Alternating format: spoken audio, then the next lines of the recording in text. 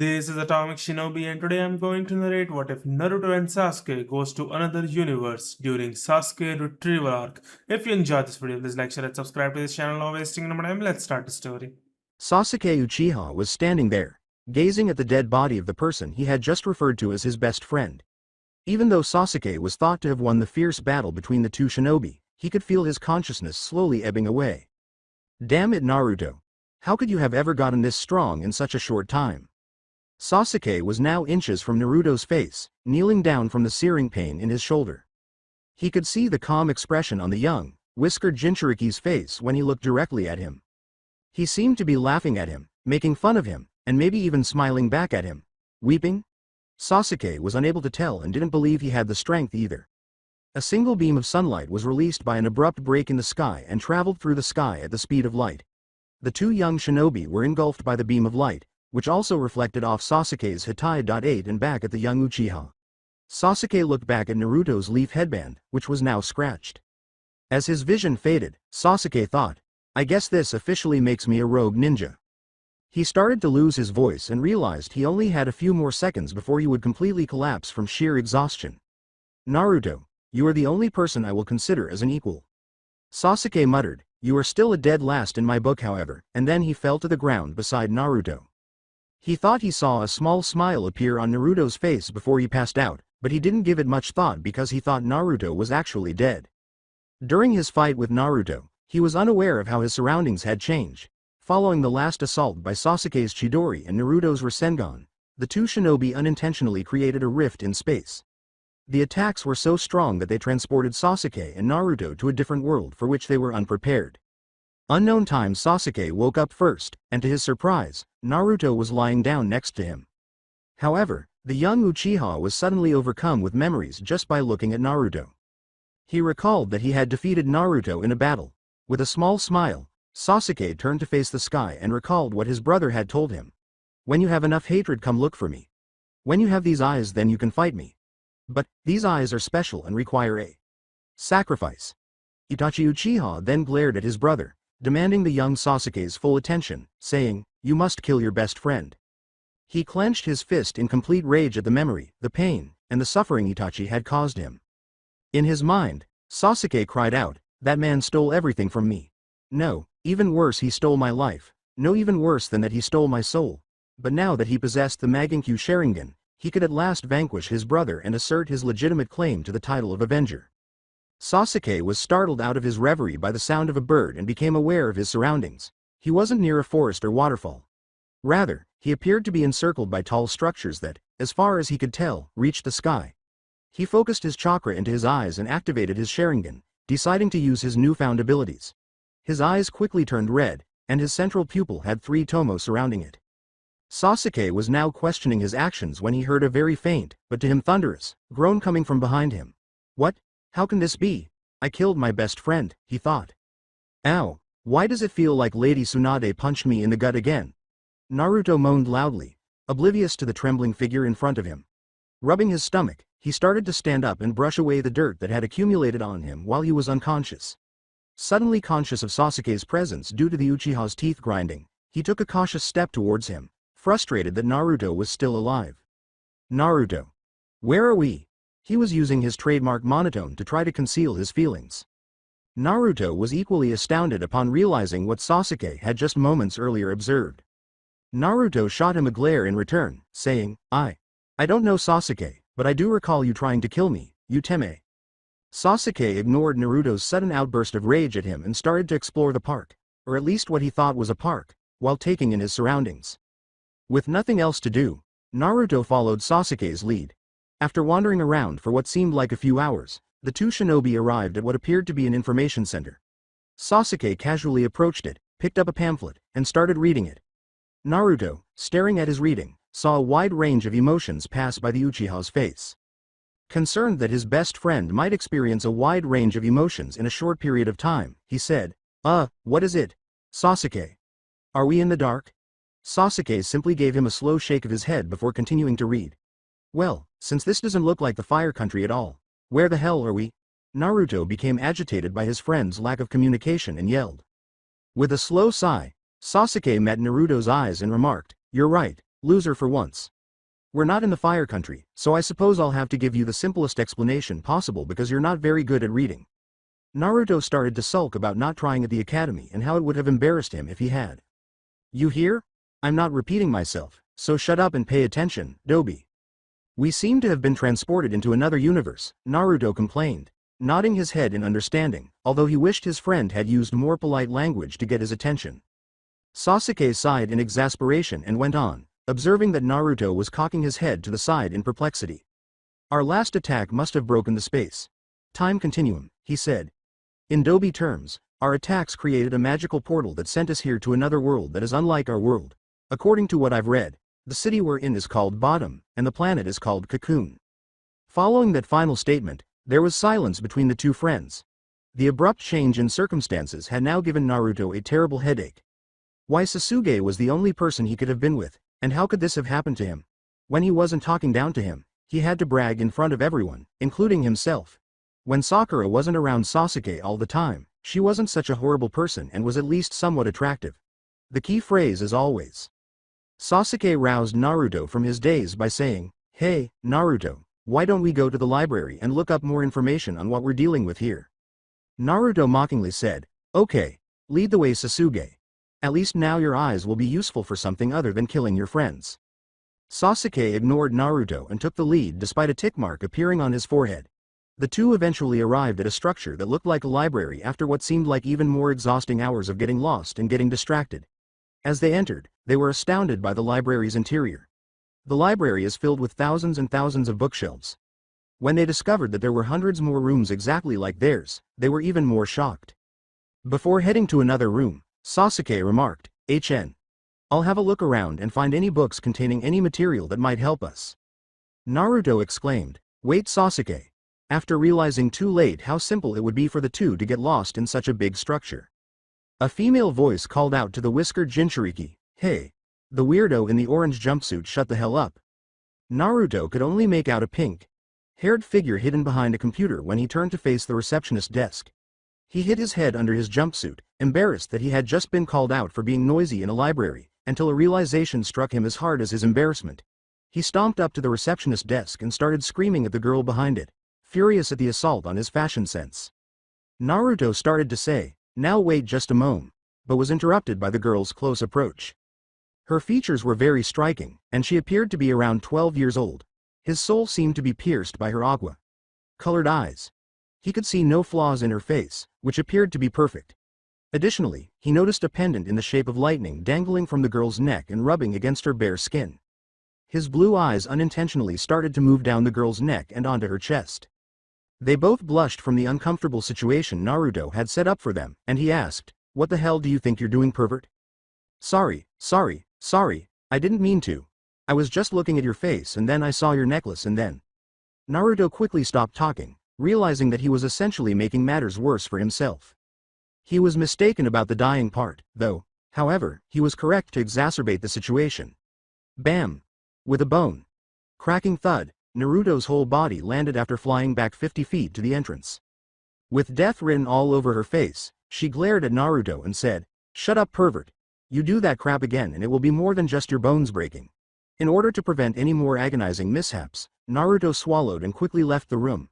After he left the room, the girl started to calm down and her cheeks started to flush a little. Although he was kind of cute for a pervert, no, Lightning, you don't have time for boys. Your main focus is on making money and supporting Sarah.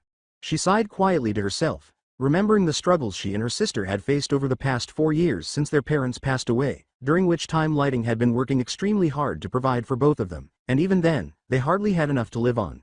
Shaking her head, she returned to her job in the hopes of forgetting the embarrassing incident she had just had with a whiskered boy. When Sasuke heard books falling to the floor and several gasps from the few people in the room, he realized that he had finally located 2 books that he believed contained information that could help them understand the world they were in. "Naruto, what the heck did you do now? Our orange whiskered jumpsuit hero suddenly burst out of a stack of books and bumped into Sasuke without thinking. "Oh, I'm so glad I found you. The devil, who I recently met, has pink hair," panicked Naruto said.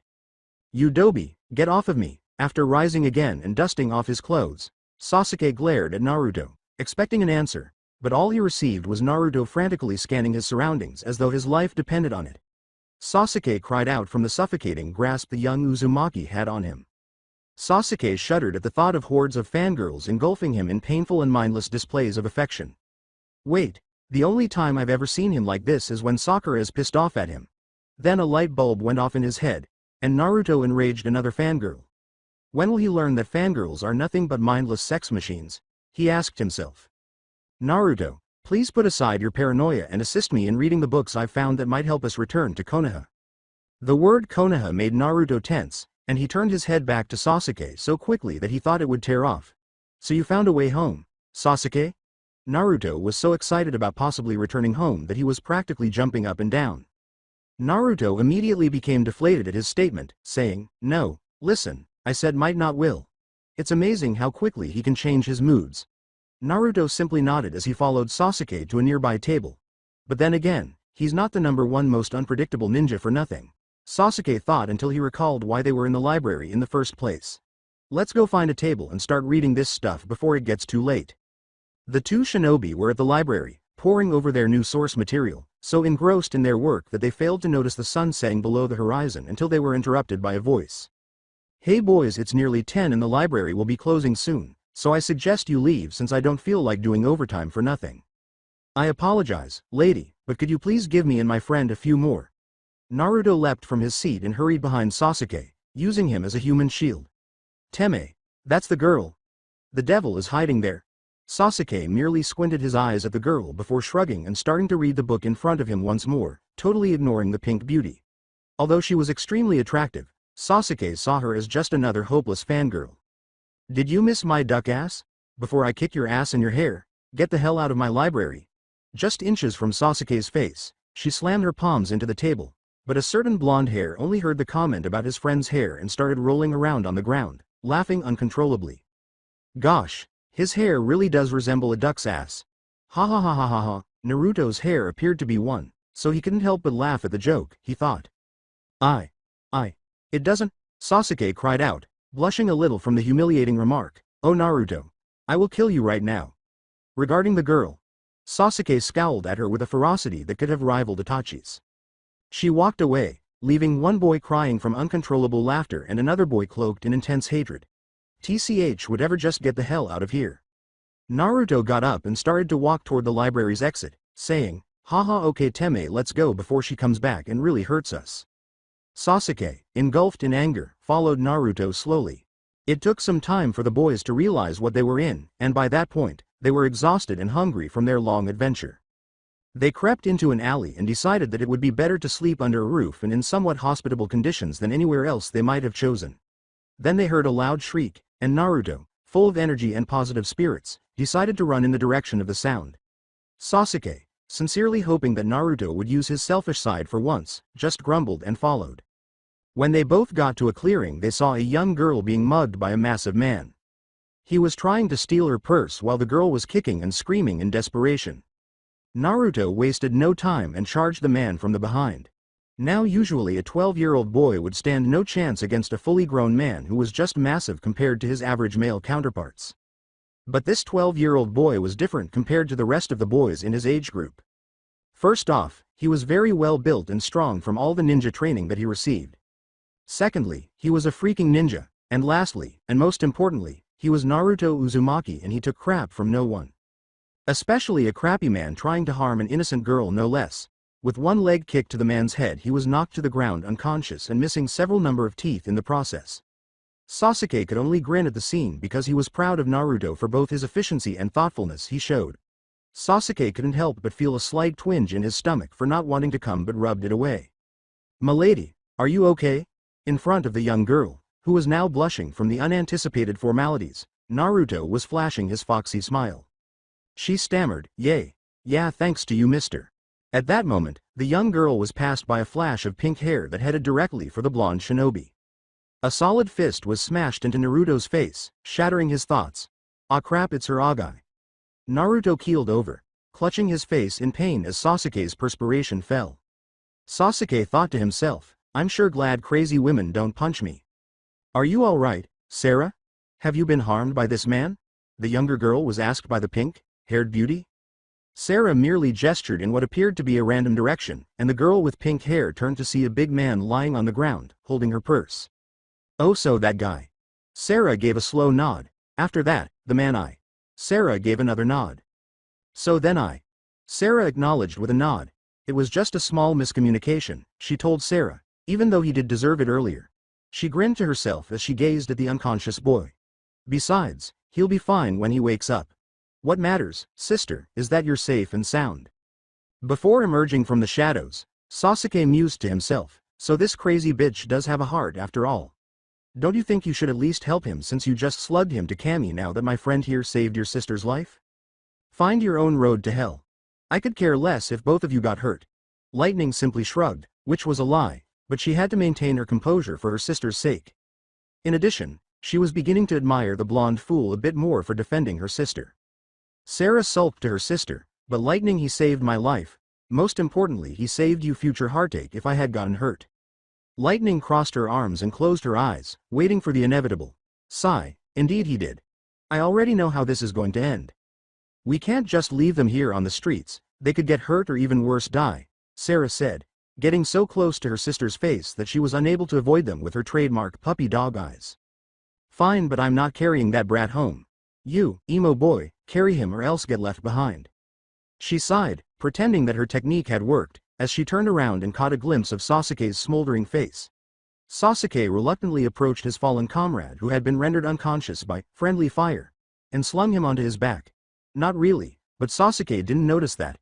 The boys followed the two girls to a drab-looking house that had pieces falling off of it in various places. This wreck is your home? Sasuke exclaimed, startled to see a house that he thought would collapse at first glance. Inconsiderate prick. Go back home if you don't like it, Lightning humped in frustration. With slowness, Sasuke answered, we don't have a home. Then go back to your parents, kid. My parents are dead. The two girls froze in awkward silence, suddenly sympathetic. They were also uncomfortable discussing the loss of their parents, who passed away 4 years ago.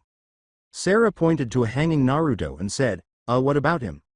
Never knew his to begin with. After making such a passionate statement, Sasuke's gaze shifted to the floor. Lightning gestured for everyone to enter the house and shut the door so as not to add to the already gloomy situation. Sasuke was able to get a close-up view of the house after entering. To be honest, the house's interior was far superior to its exterior. Although it was still a little small, it was adequate for the two occupants. But when he noticed that the majority of the items in the house were bright pink, he couldn't help but feel a little queasy. Why is it always the pink-haired girls who are the craziest? Sasuke started to move toward a couch nearby, but he was stopped in his tracks by a sudden cough. What do you suppose you're doing? Lightning asked, his face expressionless. What else would I be doing? I was going to set my friend down on the couch. Sasuke was becoming irritated by this girl's obstinacy and believed that she was merely attempting to make his life as miserable as possible. Waving her hand in front of her nose in disgust, Lightning said, no, that couch is clean and both of you brats are filthy. Just go downstairs and make yourselves at home. Sasuke simply nodded in acknowledgement, not feeling like waving back to her, but surprisingly when she got close to Naruto, she stopped abruptly, turned towards the hanging figure, lifted up his head by pointing his chin up, and then did the most unexpected thing. She gave the boy a quick kiss on the forehead, blushing a little while doing so, turned away, and ran upstairs quicker than she had before. Me and Sarah are going to bed since we've worked all day and are now tired. Lightning gave Sarah a slight shove towards the upstairs, hinting that she should go up there without any arguments. She thought about her new feelings as Sasuke looked curiously at Lightning before shrugging and heading downstairs. What is this feeling I'm getting? It's such a warm and comfortable feeling, and then there's another. It's making my hands clench up and my head think terrible, painful things I should do to my sister. She was startled out of her reverie by the sound of the downstairs door slamming, so she followed Sarah's example and went upstairs, muttering that her newfound feelings were due to exhaustion. Sasuke's only reaction to what he saw was horror. The room in front of him had a single futon in the center, and the floor was covered in solid cement. He was not going to share a bed with Naruto at all. Sasuke shook his head as if his hair were on fire at the idea, even though they had kissed. Gazing at Naruto, then the futon, and finally Naruto once more. With a sigh, Sasuke removed his short-sleeved blue shirt and rolled it into a ball. Then, much to the dismay of the young Uchiha, he removed Naruto's orange jumpsuit. He put his now ball-shaped short, sleeved shirt on the ground and used it as a pillow against a nearby wall. He then placed the orange jumpsuit beside it to pretend that it was a shoddy mattress, even though he knew it was essentially a shoddy excuse for one. At last, he positioned his best friend on the jumpsuit, ensuring that his head rested on the short, sleeved shirt. After completing all of that, he fell onto the futon and instantly started to experience the well-known sensation of sleep dragging him down. As he slowly closed his eyes, he mentally relived the entire day. He would just put it out of his mind and go to sleep for the time being, even though he knew there were still a lot of questions that needed to be addressed. Then he looked at Naruto, who was snoring loudly on the other side of the room. Even though the cold, hard floor was clearly uncomfortable for him, he managed to fall asleep. Sasuke thought, better the Dobi than me. He then smiled, genuinely, with a look of security and happiness. Even after everything we've been through, he's still the same loudmouthed loser. But still got to hand it to him to persuade a devil like lightning into letting us sleep over, especially considering the condition of this home. Sasuke then looked up quickly and looked around the room for any signs of deterioration. He turned over onto his side, closed his eyes, and let sleep take over, feeling content but uneasy. However, the young Uchiha was swiftly awakened from his productive slumber by every creak and moan. He knew this was going to be a long night, so he sighed. The two shinobi faced each other as they stood. One of the shinobi had defined facial whiskers and was dressed in an orange jumpsuit with an orange swirl on the back. The other was dressed in a short, sleeved, blue shirt with the Uchiha crest on the back and a high collar. The boy's eyes, which were red with 3 tomos surrounding the central pupil, were his most noticeable feature. The other boy appeared upset, and the boy in front of him was grinning at his opponent. The boy with blonde hair exclaimed, "Sasuke, why won't you listen to reason? Don't you understand what you're doing?" However, the other boy's eyes never blinked and he simply continued to stare back at him. No, he could see everything now with these eyes, and they were telling him that the boy before him was much less than himself. Isn't it obvious? I'm going to get stronger and Orochimaru is going to help me attain that power. No matter what it takes, I will kill my brother, even if it means selling my soul to him in order to do so. The blonde-haired shinobi took a small step back from the gravity of his friend's tone while continuing to smile. He glared back at the composed figure in front of him, saying, "What then? All of what we've done so far together has been for nothing? Or has it just been used for acquiring power for your revenge? I promised both myself and Sakura that I would bring you back no matter what, even if it meant breaking every bone in your stubborn body." He pointed to the figure with a demanding confidence that barely contained his emotions. "These bonds we have are worth more than your stupid revenge, and I'll prove it to you, even if I have to knock the reason into your skull. After that, I'll have to break any ties we may have and grow closer in the process, but enough talking. Let's get into a fight." He assumed a fighting stance and waited to see what his opponent would do next. The last thing the blonde child saw before attacking was a tear forming in the young boy's perfect red pupil's eyes. He shook his head in frustration at the young Uchiha's stubbornness, started to walk in a zigzag pattern towards him, and raised his fist in preparation to make contact with the Uchiha's face. "Sasuke!" Naruto sprang up from his resting position. Naruto was sweating profusely and was shaking uncontrollably from the vivid memory. He couldn't see anything since it was pitch black, but when he looked around a bit he noticed a shadowy figure sleeping across the room from him. It was only because of the duck-ass-shaped hair that Naruto figured out that it was Sasuke's sleeping form. Sighing softly, Naruto began taking in his surroundings.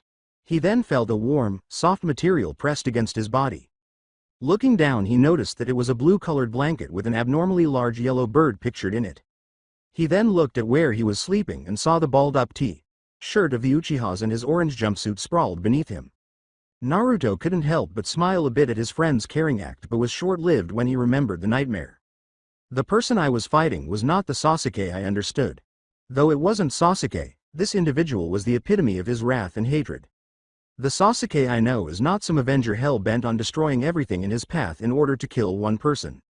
Rather, he is a spoiled, arrogant brat. No, he's more intelligent than that. But above all, he's a friend of mine.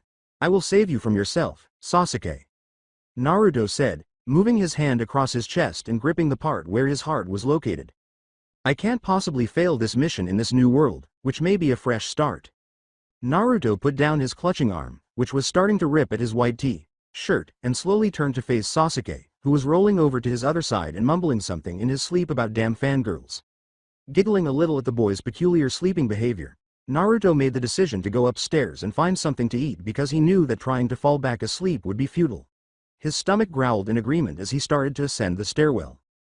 Because it was still dark and he was in a house he had never been in before, Naruto's heightened senses from the fox's power allowed him to detect the smell of chocolate hanging in the air from the north. He followed the aroma into a small kitchen, where he was shocked to see Lightning eating a chocolate cake in her night clothes. She was eating very neatly, as he could tell by the way she was gouging into the cake, but he was wondering if he should leave or face the wrath of the pink-haired devil. Fuck it. After falling and hitting his head on the floor, Naruto cried out in pain and embarrassment. He rubbed his head thoughtfully, but he quickly froze when he felt a huge wave of killer intent coming from in front of him. He then slowly raised his head to look at whatever it was that could be so evil. Gulping a little, Naruto was all too familiar with this scene and closed his eyes to wait for his excruciating pain, but when none came, he opened his eyes cautiously and saw Lightning pointing to a chair that had been pulled out in front of him. Lightning's loud cough, displaying her impatience, caused Naruto to jump up a little and quicken his steps so that it took him less than 5 steps to reach his destination, all while he was under Lightning's hard glare. "Explain yourself now," she gave the blonde a fierce look. Well, you see I couldn't sleep because I was so hungry, so I thought maybe I could find something to eat in the kitchen and that's when I saw you." Naruto's voice faded away.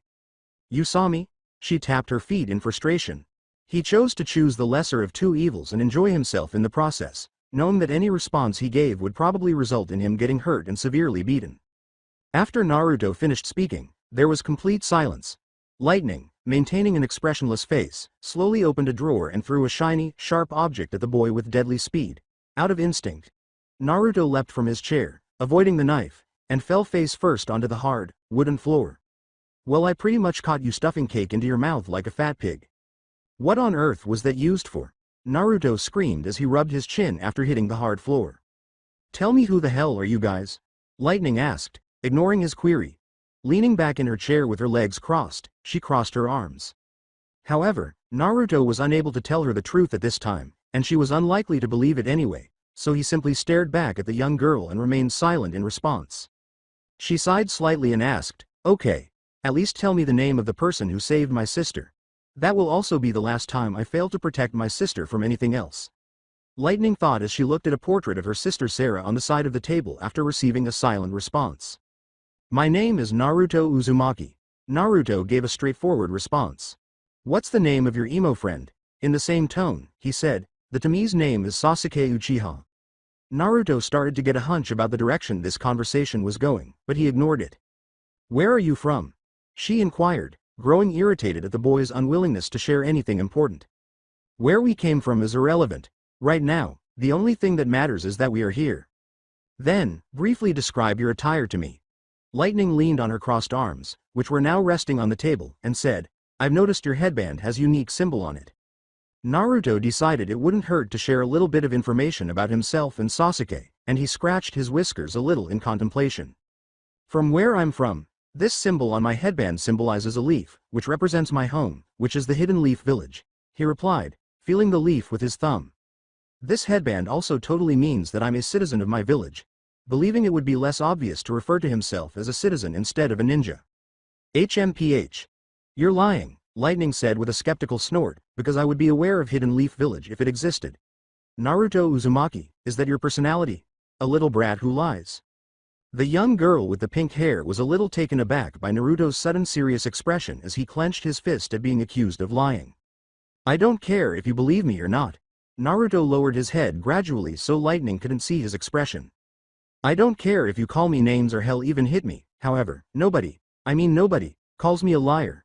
With a fierce determination in his eyes, Naruto raised his head after saying that last thing. "And I'll be Hokage one day." He let out a cry without realizing his error, leaving Lightning utterly stunned by the brat's sudden outburst. She claimed to have seen a glimpse of fiery passion burning in those piercing cerulean eyes, but she soon recovered and put her mask back on her face. "What the heck? I assume you just told me about your worthless dream." From the corner of her mouth, she grinned slightly. Didn't this boy realize that dreams were just that, dreams? Watching the young blonde boy become enraged, Lightning asked herself. "Lady, what did you say?" Naruto's voice ended up sounding brittle as he struggled to control his emotions. "Given how little time we've known you, you'll most likely pass away before reaching puberty and still have a chance at that meaningless dream. Heck, I bet that being called Hokage is like being called trash." A young boy was now standing perilously near the pink haired girl. His fist closed inches from her face, in a flurry of orange and yellow-colored streaks. You're not worth my time at all. If that's your belief, you might as well not exist at all.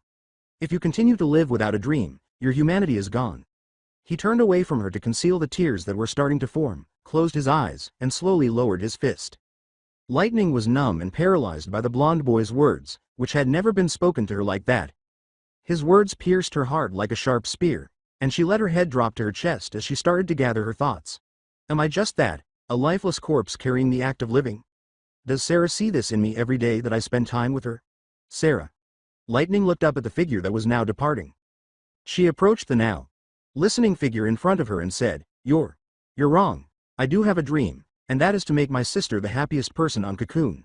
She let out a cry, allowing a tear to fall from her now flushed cheeks due to the intense emotions of her confession. Her feet twitched in discomfort, and her hands began to shake uncontrollably. Grasping her lightning bolt pendant for solace, she slowly raised her head to observe the young boy's response. Lightning's eyes widened at the boy's accurate accusation of her.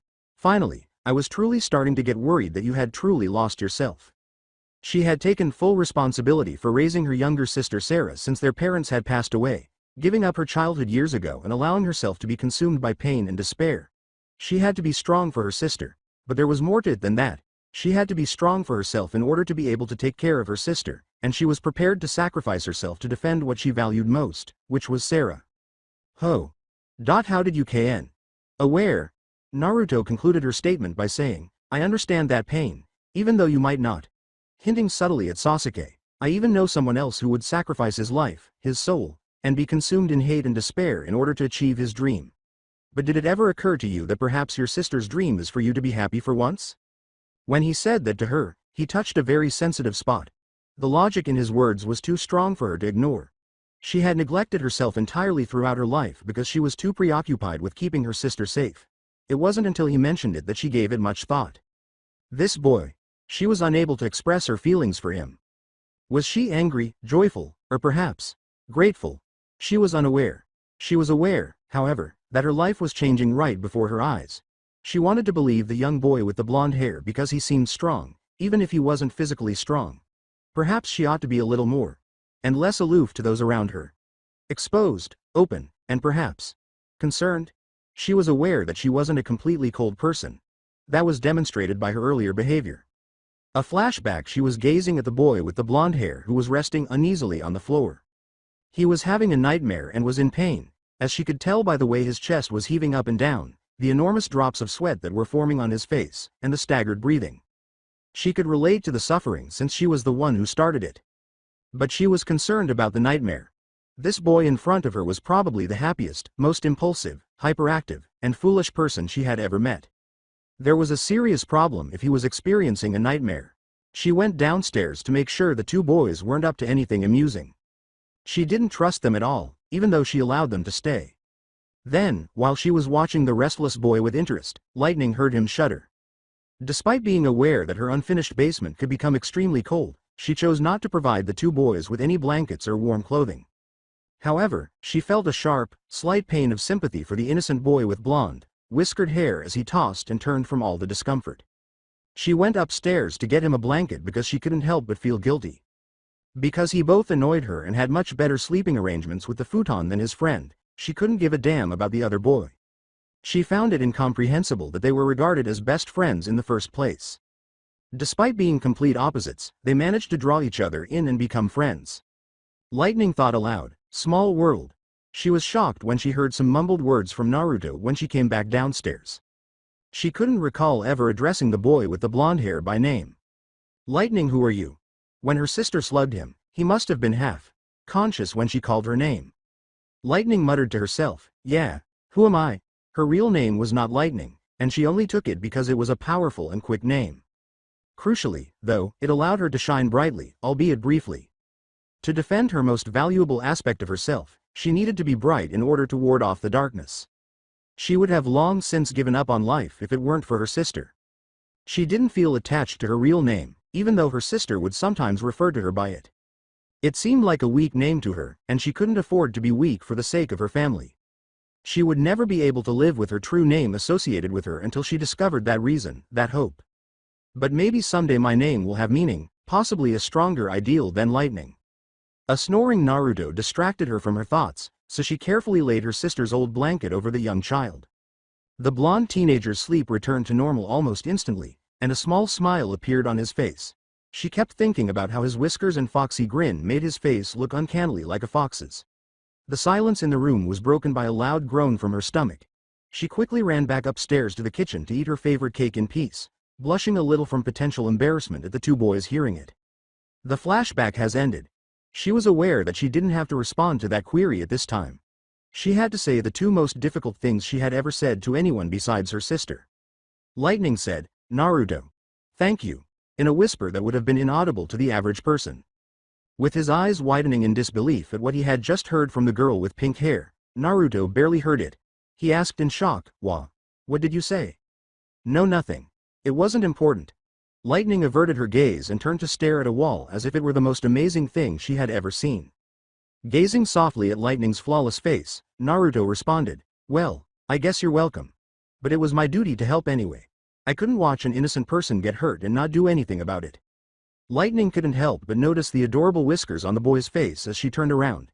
She shook off her thoughts, met Naruto's gaze, and transformed back into Lightning. "So now what are you going to do?" "Well, we don't exactly know what we want to do or even what we can do at this moment. I guess you could say we're lost on the road of life." Naruto smiled slightly at his sensei's flimsy justification after being hit with such a direct question and sitting there stunned for a few moments before speaking up. Lightning scowled at the response, but he couldn't shake the feeling that Naruto wasn't quite right. But before things became more complicated, she had to take action regarding these boys as soon as possible. She emphasized his name, saying, "The road of life, eh? That's funny. Wanna know what else I find funny? Being killed by a person whose name you don't know, wouldn't you agree, Naruto?" Gulp. "All right, lady, whatever you say," she said, "tch my name is Lightning." The unusual name caused Naruto to perspire. "Oh, that's a nice name." Lightning said without emotion, "Well, I've noticed that Sarah has a certain liking to you boys, especially you." The younger girl's sudden interest in Naruto caused him to become the center of attention, which caused Naruto's head to turn slightly in confusion. Lightning winced at the idea of living with her sister and two snotty-nosed boys.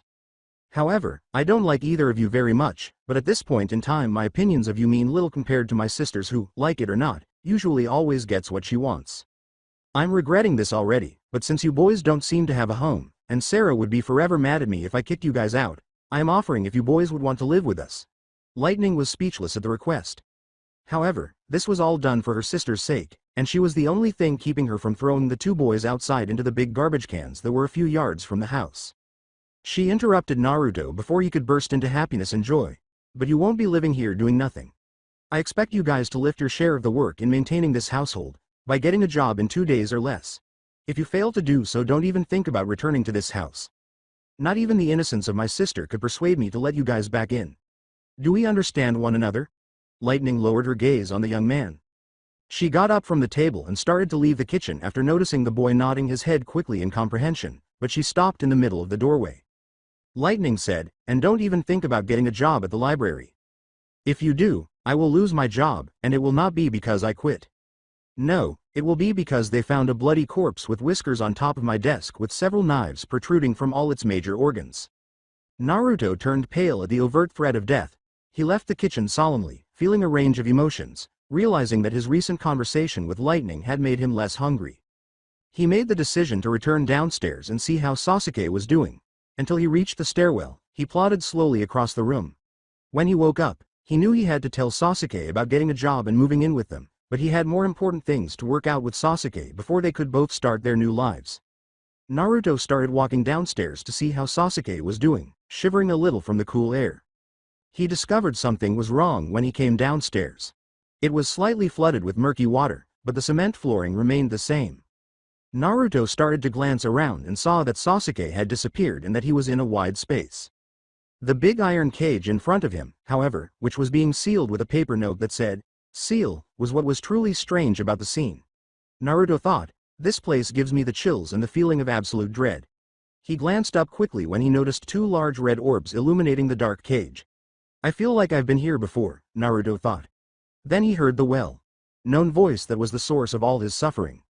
A dark voice said, Come closer, boy, so that I may get a better look at you. Naruto gestured to the nine-tailed fox's unexpected appearance. You're not fooling me this time again, fox. And they call foxes clever, huh? He said. Naruto gave the fox a painful glare, but he just smiled back. I guess you're not as thick-headed as I thought you were, he said. But I want to ask you, why haven't you used my powers yet? According to what I've witnessed through you, this world is weak in comparison to ours, and we could destroy it with ease. The fox chuckled slightly at the idea of destroying a whole planet. Oh no, I won't. In addition, you are mistaken about this planet. The fox merely laughed at the charge, but Naruto shot back, this place is not weak, it's you that is weak. Oh, and why would a little boy do that? The fox grinned and flashed his big, sharp teeth. You foolish fox, you don't have human will. Naruto met his ferocious gaze and crossed his arms. Hey, and how come human will is stronger than outright hatred? The fox inhaled a thick cloud of dark, demonic chakra and asked. Look at what we, puny humans did to you, huh? Your foxy sorry ass got stuck in my stomach. The fox was surprised by this astute counter-argument and, for the first time, became speechless. Naruto turned away from the nine-tail and said, now if that's all you wanted to talk about, I will take my leave. You'll let me go shortly. Yes, there will come a moment when your hatred will overwhelm you and you will beg for more authority. I'll give you all of my power when I'm released, which will be then. The fox thought ominously, of course his consciousness will also be consumed by me. Naruto cut off contact with the fox after saying, whatever, I'll see you around, fox. He was startled to see Sasuke staring at him intently with an eyebrow raised and his Sharingan fully activated. To the suddenly frozen Jinchuriki, Sasuke thought aloud, so that's what you have in you. Saru, Tori, Hitsuji, etc. calling forth jutsu. Poof! Out of the smoke cloud came a toad with an orange hue. Where in the world am I? Before noticing a figure in front of him, the toad thought. Hello there, Naruto. It's been a while, the toad exclaimed with delight. How are things going, Gamakichi? Calmly, Naruto inquired. A lot, in fact. In relation to that, the majority of the action entails searching for you. The whole Hidden Leaf Village is searching for you, man. The toad in orange declared. After grinning at the news, Naruto suddenly became serious and said, I wish we could chat and catch up on things, but I need you to do something really important for me. Gamakichi arched an eyebrow at this abrupt change in attitude. All right, boss. Tell me what you want me to do. Naruto pulls out a scroll that he had spent the entire morning drafting and writing, knowing that it should be sufficient if it would be his final message. Please make sure that Oba, Chan and Arrow, Senin read this scroll before anyone else does. You understand? Naruto gestured toward the tiny toad, who quickly realized who he was referring to. You succeeded. If it's okay with you, may I ask where we are? The toad asked, looking around the tiny, deserted basement. With a sorrowful smile, Naruto said softly, we're in my new home. He then quickly waved his hand to dismiss the now confused toad, saying, but I will always have a home in the Hidden Leaf Village. Naruto then turned away from the toad's seat, climbed the stairwell, and headed for the kitchen. In the Hokage Tower, she was looking out her office window at a bright orange sun that was now setting. She had experienced a lot that day, including the news that the mission to retrieve Sasuke had failed miserably and, worse, that the boy she had come to love like her grandchild had vanished. No amount of sake could make her forget this serious problem. She sneezed loudly and slowly turned her chair around to face a shadowy figure she already recognized. Jiraiya, what do you want? I don't have time for silly games, and as you can see, I'm sober, she remarked, not taking her eyes off her paperwork. Is that a proper way to welcome a longtime friend and fellow comrade, Lady Tsunade? What have you done since his disappearance then? Jiraiya snickered, but the hot-headed blonde quickly responded with a menacing glare. Well, formal greetings aside, I know what's been bothering you, and it may not look like it, but I too am affected by our little blonde-haired Baka's sudden disappearance. He says, his face gradually darkening at his own words. I can't do anything, she said, gritting her teeth and clenching her fist in rage. She swiftly reached across her desk for a blue ball, which she then squeezes frantically. If it weren't for this ball, I think I would have killed someone by now. She said, mostly to herself. The stupid council believes that searching for a lowly genin who failed his simple mission isn't worth the manpower or time to be searched for. Hey, no kidding. Jiraiya shivered at the thought of her smashing the stress ball because of something foolish he did, and she only used those blue stress balls when she was really angry. Suddenly, a poof came and a cloud of smoke covered the room once more. Both Sanin, coughing at the sudden disruption, looked at the figure that soon emerged from the smoke cloud. Gamakichi? Why on earth are you in this place? In an attempt to dispel the smoke obstructing her vision, Lady Tsunade shouted and waved her hands in front of her face. In that moment, both Sanin were facing the now anxious orange toad. Sorry about the sudden appearance, but I have an urgent message from Naruto Uzumaki. All right, you tailless amphibian, spit it out. The toad's face was now only a few centimeters away from Lady Tsunade. All right, just give me some room, please. Now, I made contact with Naruto at 9 a.m., I said, slowly reversing course from the desperate duo. This morning. From what I saw and heard from being with Naruto, I can make a guess that Naruto is not remotely near the fire country. The older couple gasped at the unbelievable news and encouraged the toad to continue with his report. Before you ask, yes, he is perfectly fine, and from the nature chakra that I could sense, Sasuke is there with him as well. He nodded to himself at the reaction he had anticipated. At the pair continued, and he told me to give you this scroll that I assume will explain everything about his situation. Lady Tsunade swiftly grabbed the scroll from what seemed to be inside. To Oba, Chan and Ero, Senin, hello everyone, I haven't spoken to you in a long time. Instead of requiring you to read this scroll and use my voice to read it in your mind, I wish I were speaking to you directly. Regretfully, this is my best option. You guys probably already know that I'm no longer in the fire country. I'm actually in a completely different world. I'm in a city called Bottom, and the world is called Cocoon. Knowing you all, I'm sure you're concerned about my living situation. I'm doing great, and I do currently live with two gorgeous girls with pink hair. One of them is incredibly kind and considerate, while the other one makes me feel extremely afraid. She would be the devil, for crying out loud. Oh, the devil is called Lightning, and the adorable, endearing girl is called Sarah. I mean, really, Denku? However, I believe that beneath her tough, cold, and malevolent exterior, she is actually a kind, lonely girl who sorely needs a friend to help her with her baby sister, whom she cherishes above all else. The sound of giggling from the Hokage's office door abruptly cut her off. And she is also kinda pretty, I guess. Hee, that boy is very skilled at picking them. I bet she's got some great curves and maybe even some nice pairs of Brea. Before long, Jiraiya was hurled out the window and fell several stories down onto the busy streets below. Lady Tsunade yelled out the now broken window in complete disgust. In the name of Kami, can you for once in your little perverted life act like a real adult, especially during a serious moment like this? In order to ensure that the perverted Sanin understood her message clearly, she picked up her desk and tossed it to Jiraiya, who was now wide-eyed. According to the medical reports, he sustained multiple minor contusions and numerous broken bones, which kept him in the hospital for months. She glanced back at the scroll after being rudely interrupted and resumed reading it. Gamakichi quickly dispersed. I think I'll take my leave now, fearing that she would also feel Lady Tsunade's wrath. However, she was too preoccupied with reading Naruto's scroll to do more than wave casually at his departure. But the most important news I have to share with you guys is that Sasuke is with me. We've had a lot of things together, and for the most part, it seems like we can still be friends. Now, for the sad part, I'm afraid, this is my farewell letter, and until we figure out a way to get back home, I'm afraid that this will be the last time we talk. I want to thank you all for everything you've done for me, even Ero, Senin, who helped out with his busy schedule of peeping. When will he learn? I also want to thank all of my fellow shinobi for helping me get stronger and to let them know how much I appreciate everything they've done for me, especially Sakura. I have to leave now before one of the girls discovers this and begins questioning me. Goodbye. Sincerely, Naruto. Believe it or not, I'm still going to be Hokage, Uzumaki.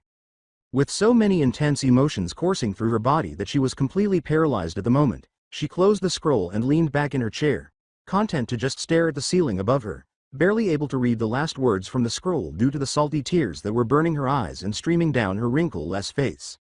She thought to herself, screw the council and their conservative ideals. She hastily rose from her chair and hurried to the door, shouting before she opened it. Shizune. Bring Kakashi Hitaki and Sakura Haruno to my office right away. Returning to the cocoon, Naruto entered the bustling kitchen where Sarah was preparing what appeared to be breakfast and failing miserably, while Lightning was sitting cross-legged and reading a newspaper. Meanwhile, Sasuke was absorbed in the television that was hanging alone on the wall, seemingly enthralled with it, and Naruto devilishly smiled at a possible practical joke he could pull on him. Naruto sat down on a chair next to Sasuke and exclaimed joyfully, "Morning. Sarah was it?" Remembering the name that Lightning had revealed to him the previous evening. "Yes, that is me." To a wide-eyed, beaming Naruto, she cheerfully replied, "And before I forget, thank you, hero, for saving me from that robber yesterday. Winking at Naruto, whose cheeks began to flush from the subtle insults. Don't bring it up, and trust me, if someone else tries to harm you again, they'll have to face me. As he struck his trademark pose, Naruto yelled.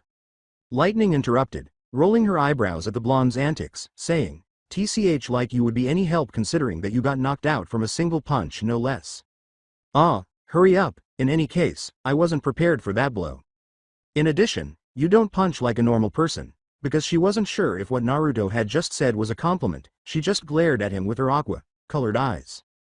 Naruto shivered at the pink-haired person and chose to concentrate on his breakfast. "Hey Sarah, what are you making for breakfast?"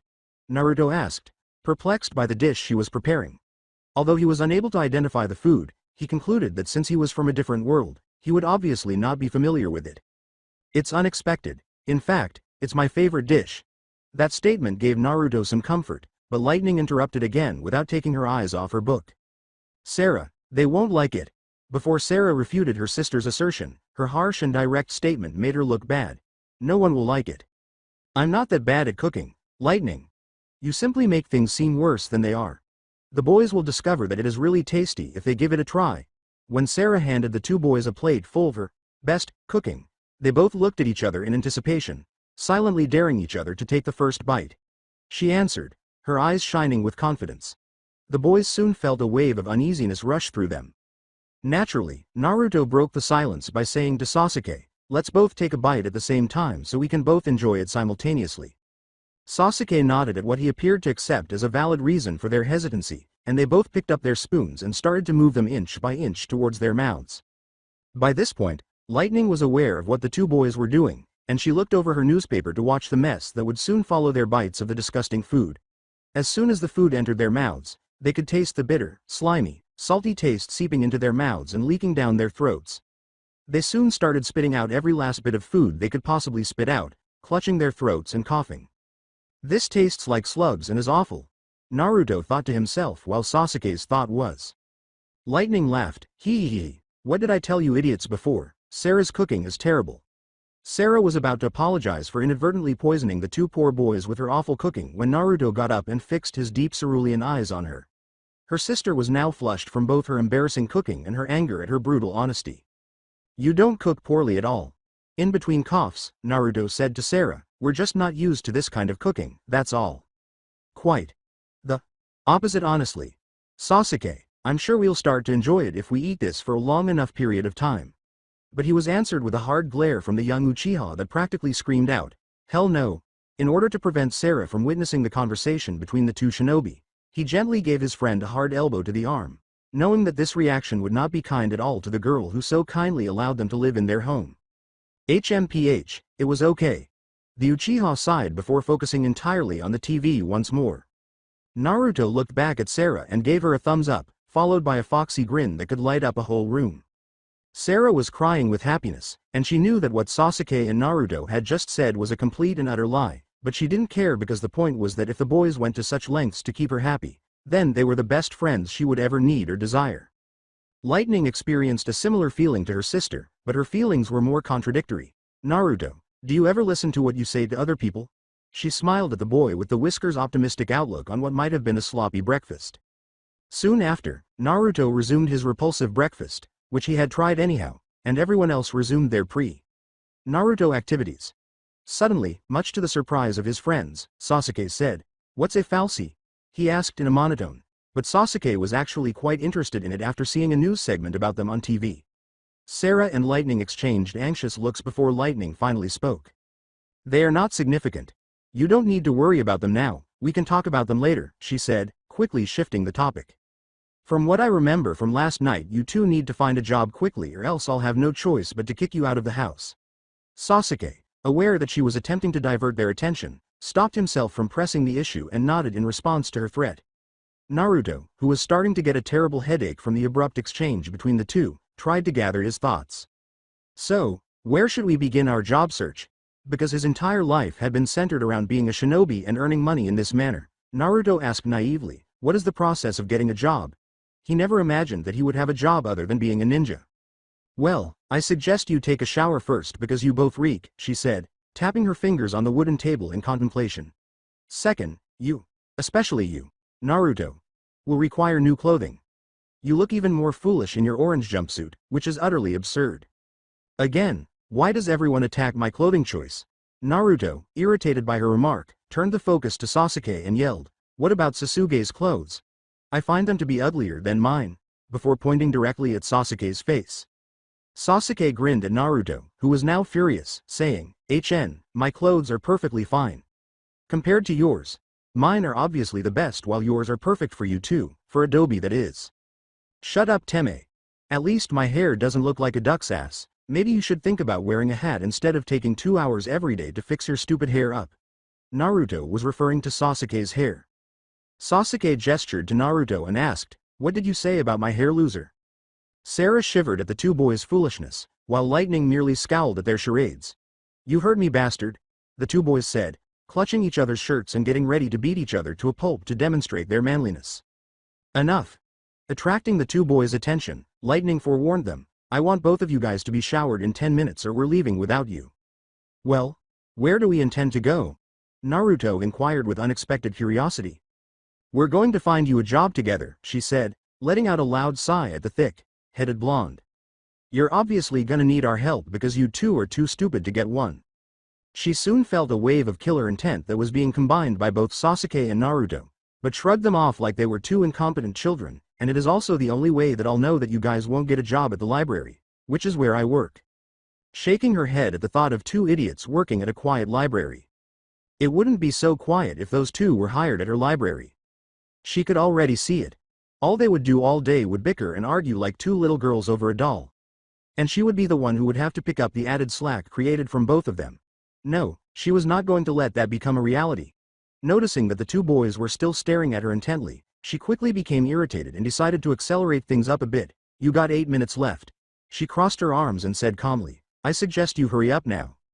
Lightning laughed to herself at what she had just done to the poor boys. Sure, it was a little inappropriate and ungraceful, but as long as it got the job done, she didn't care. Upon sensing her sister's presence, she turned her head slightly to the side and watched her walk past her without a word. Both boys instantly became wide-eyed and started clumsily rushing out of the kitchen and soon vanished upstairs. "Lightning, are you aware of what you just did?" Sarah giggled, knowing full well what was about to unfold. Lightning made a huge grin and nodded.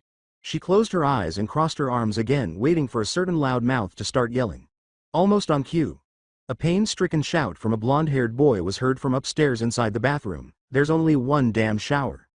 Somewhere close to the Valley of the End, Kakashi was deep in thought while jumping from tree to tree. Lady Tsunade had brought both he and Sakura into her office to assign them a mission. What surprised him the most was that it was classified as a S-class mission. But when he listened to Lady Tsunade's briefing, he immediately realized why it was so. The mission had to be a S-class mission in order for Lady Tsunade to allow both of them to search for Naruto. She explained that since it was a S-class mission, she didn't need to inform the council of the mission, thus excusing her from their strict restrictions and letting her send a team out to search for Naruto. Of course, if the council heard about what she had just done, they would then have the power to excuse her of her duties of being Hokage. But it didn't matter to her. The only reason why she was Hokage in the first place was because of Naruto. If she got fired, she wouldn't care and probably would end up searching for him in person anyways. So to her this was just insurance in case it came down to that. "What's wrong, Kakashi?" He was startled out of his reverie by a pink-haired Kunoichi's question. "It doesn't matter." Sakura smiled, "Just thinking about the mission, that's all." "I see," she said, looking down at the ground. She knew that she was to blame for everything that had happened to Naruto, and she had made him promise to bring him back, even though it was incredibly selfish of her to do so. She was amazed at how quickly she realized how important Naruto was to her, even though she still loved him. Yes, she still loved Sasuke, but Naruto. Well, if she didn't know Sasuke, she probably would have loved him instead. She had always felt bad about not being able to return his feelings, so she coped by treating him badly. Now that she realized the mistakes of her actions, she made a promise to herself, and she would treat him much better the next time she saw him, if she ever saw him again. Sakura shook her head, trying to dispel the terrible thought. Kakashi stopped both ninjas in front of a massive waterfall and said, "Sakura, we're here." He turned his head and carefully examined his surroundings before methodically going through a number of hand seals. Summoning jutsu. Poof! A group of dogs emerged from the smoke. "Pakun, I want you to try to smell Sasuke and Naruto together. Could you help me with that? Kakashi inquired. The dogs immediately dispersed in all directions when the speaker said, "We'll try our best, but I can't guarantee you anything, Kakashi." So, Kakashi Sensei, this is where they got into a fight? Sakura asked as she fixed her gaze on the massive waterfall. I'm afraid so. He made a feeble attempt to comfort the seemingly distressed girl, saying, but if there is any trace of scent from those two, my ninja hounds will quickly pick them up. It's okay, Sensei. I know you're trying to comfort me, but giving me more false hope isn't something I need right now, she said softly, smiling to herself a little. She turned to Kakashi and said, and I already know that the dogs won't find them if they truly are in another world, so maybe we should think more outside the box, she said. Even though Kakashi already knew that there was very little chance the ninja hounds would pick either of their scents, that was all he could think of at the moment. Pakun, who was standing right below the waterfall, suddenly started barking, and both ninjas leapt to where the small dog was sitting. Pakun said to himself, I never thought I would smell this again. What do you smell? Have you located Sasuke and Naruto? Sakura inquired as her heart began to race at the thought of seeing both boys once more. Sakura quickly realized that Pakun's response to her question was not what he had smelled. No, it was something else, he said, drooping his ears. After he said the enigmatic words, the group fell silent. I smelled dark matter, something I've only smelled once in my entire life. Kakashi's voice trailed off. Impossible, the only time that dark matter was ever recorded was when. When did it happen? Sakura was now feeling quite uneasy around the two apprehensive people in front of her.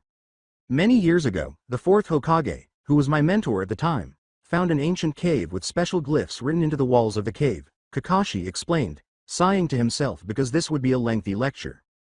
At the time, the glyphs reverberated with an unidentified power and energy. Additionally, he discovered a strange device that seemed to be some kind of doorway. However, it wasn't until much later that the device's full potential was realized. However, his discovery of a biological machine was the most startling finding he made. Mass amounts of the unidentified energy that we would later refer to as dark matter were emitted by the machine. However, someone had also entered our world through the doorway on the opposite side. The fourth Hokage would discover a book concealed within the mechanical creature as further evidence of that. The unsettling aspect of it was that it was comprehensible and readable. Sakura was still in shock at the thought of a creature from another world visiting her. It defied all reason. Kakashi took a moment to gather his thoughts. Wait, does this imply that we are aware of the individual's identity? Sakura asked, organizing all of the information she had just learned into a coherent idea. Yes, we do know who the person is and their name, Kakashi replied cautiously, nodding his head slowly. The creature's name was Senin Raikudo. Sakura gasped at the name because she had read old books in her spare time and had encountered that name at least once. Suddenly, she realized who he was. You mean that the first Jinchuriki was the entity that entered our world? She let out a startled gasp. Yes, but the fourth Hokage discovered more than that. As he read the book, he discovered that the biological machine he had seen, known as Cocoon, was actually regarded as a god in the other world. He shook his head at what he had just said, saying, and that Rikudo Senin was what they would call a demigod called in Lassie. But back to the point. The 9 Biju were almost entirely composed of energy because they were all composed of dark matter. And I have a strong hypothesis based on that information. After giving the question some thought, Sakura gradually had an epiphany. The doorway, gate to the other world must then only be able to activate using dark matter, and there is only one person who fought here who I would know possesses the dark matter, she thought. As a Jinchuriki, Naruto. Sakura, who was totally unprepared for the unexpected revelation, felt a little lightheaded and her legs quickly gave way under her. Kakashi, pleased with his lecture, turned back to Pakun, who was still staring at the waterfall with great interest, but he did have a theory. Sakura and Pakun both noticed Kakashi's strange actions, but they remained silent, content to watch and see what he would do next. Kakashi closed his left eye to prepare himself for what he was about to do, concentrating as much chakra as he could into his now forming Mangekyo Sharingan. Kamui! Kakashi shouted out, activating his dojutsu special ability. Instantly a black swirling vortex was created into the side of the waterfall. But there was something different about this technique. Instead of being essentially a black hole, the hole was now covered with radiating green light and gold-colored dust ascending from it. I guess. That proves. Sakura could only gape at what she saw, while Pakun merely nodded to his master's wisdom. Kakashi sighed from the intense effort of the technique. Knowing all too well that they would probably enter the portal and that he would only cause trouble if he accompanied them, he said, I think I would be of more help if I went to Lady Tsunade and told her what happened here. With an intense smile, Kakashi eyed Sakura and Pakun and said, I agree, I wouldn't want to leave here without knowing that we said goodbye to Lady Tsunade.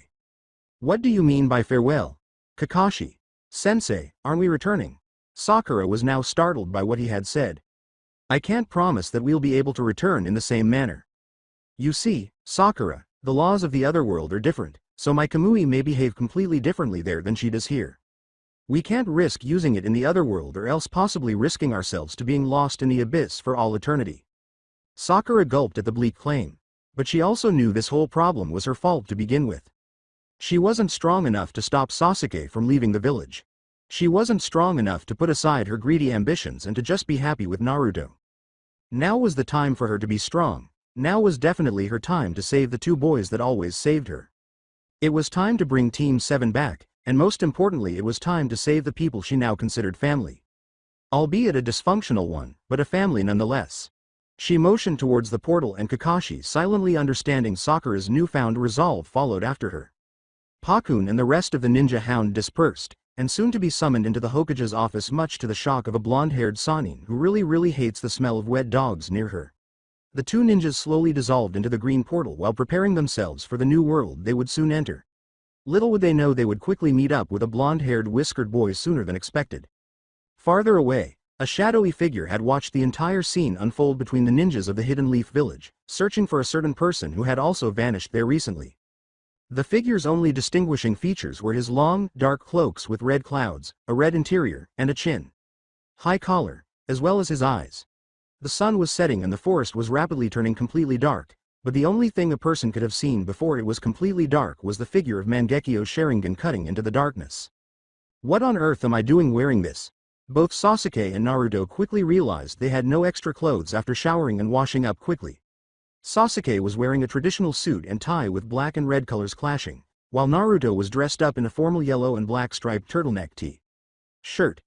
To Naruto's dismay, possibly Sasuke's as well, Lightning and Sarah decided to play with the two young boys' fashion statement by dressing them up like their own dolls. He, Lightning, don't you think we've humiliated enough people today?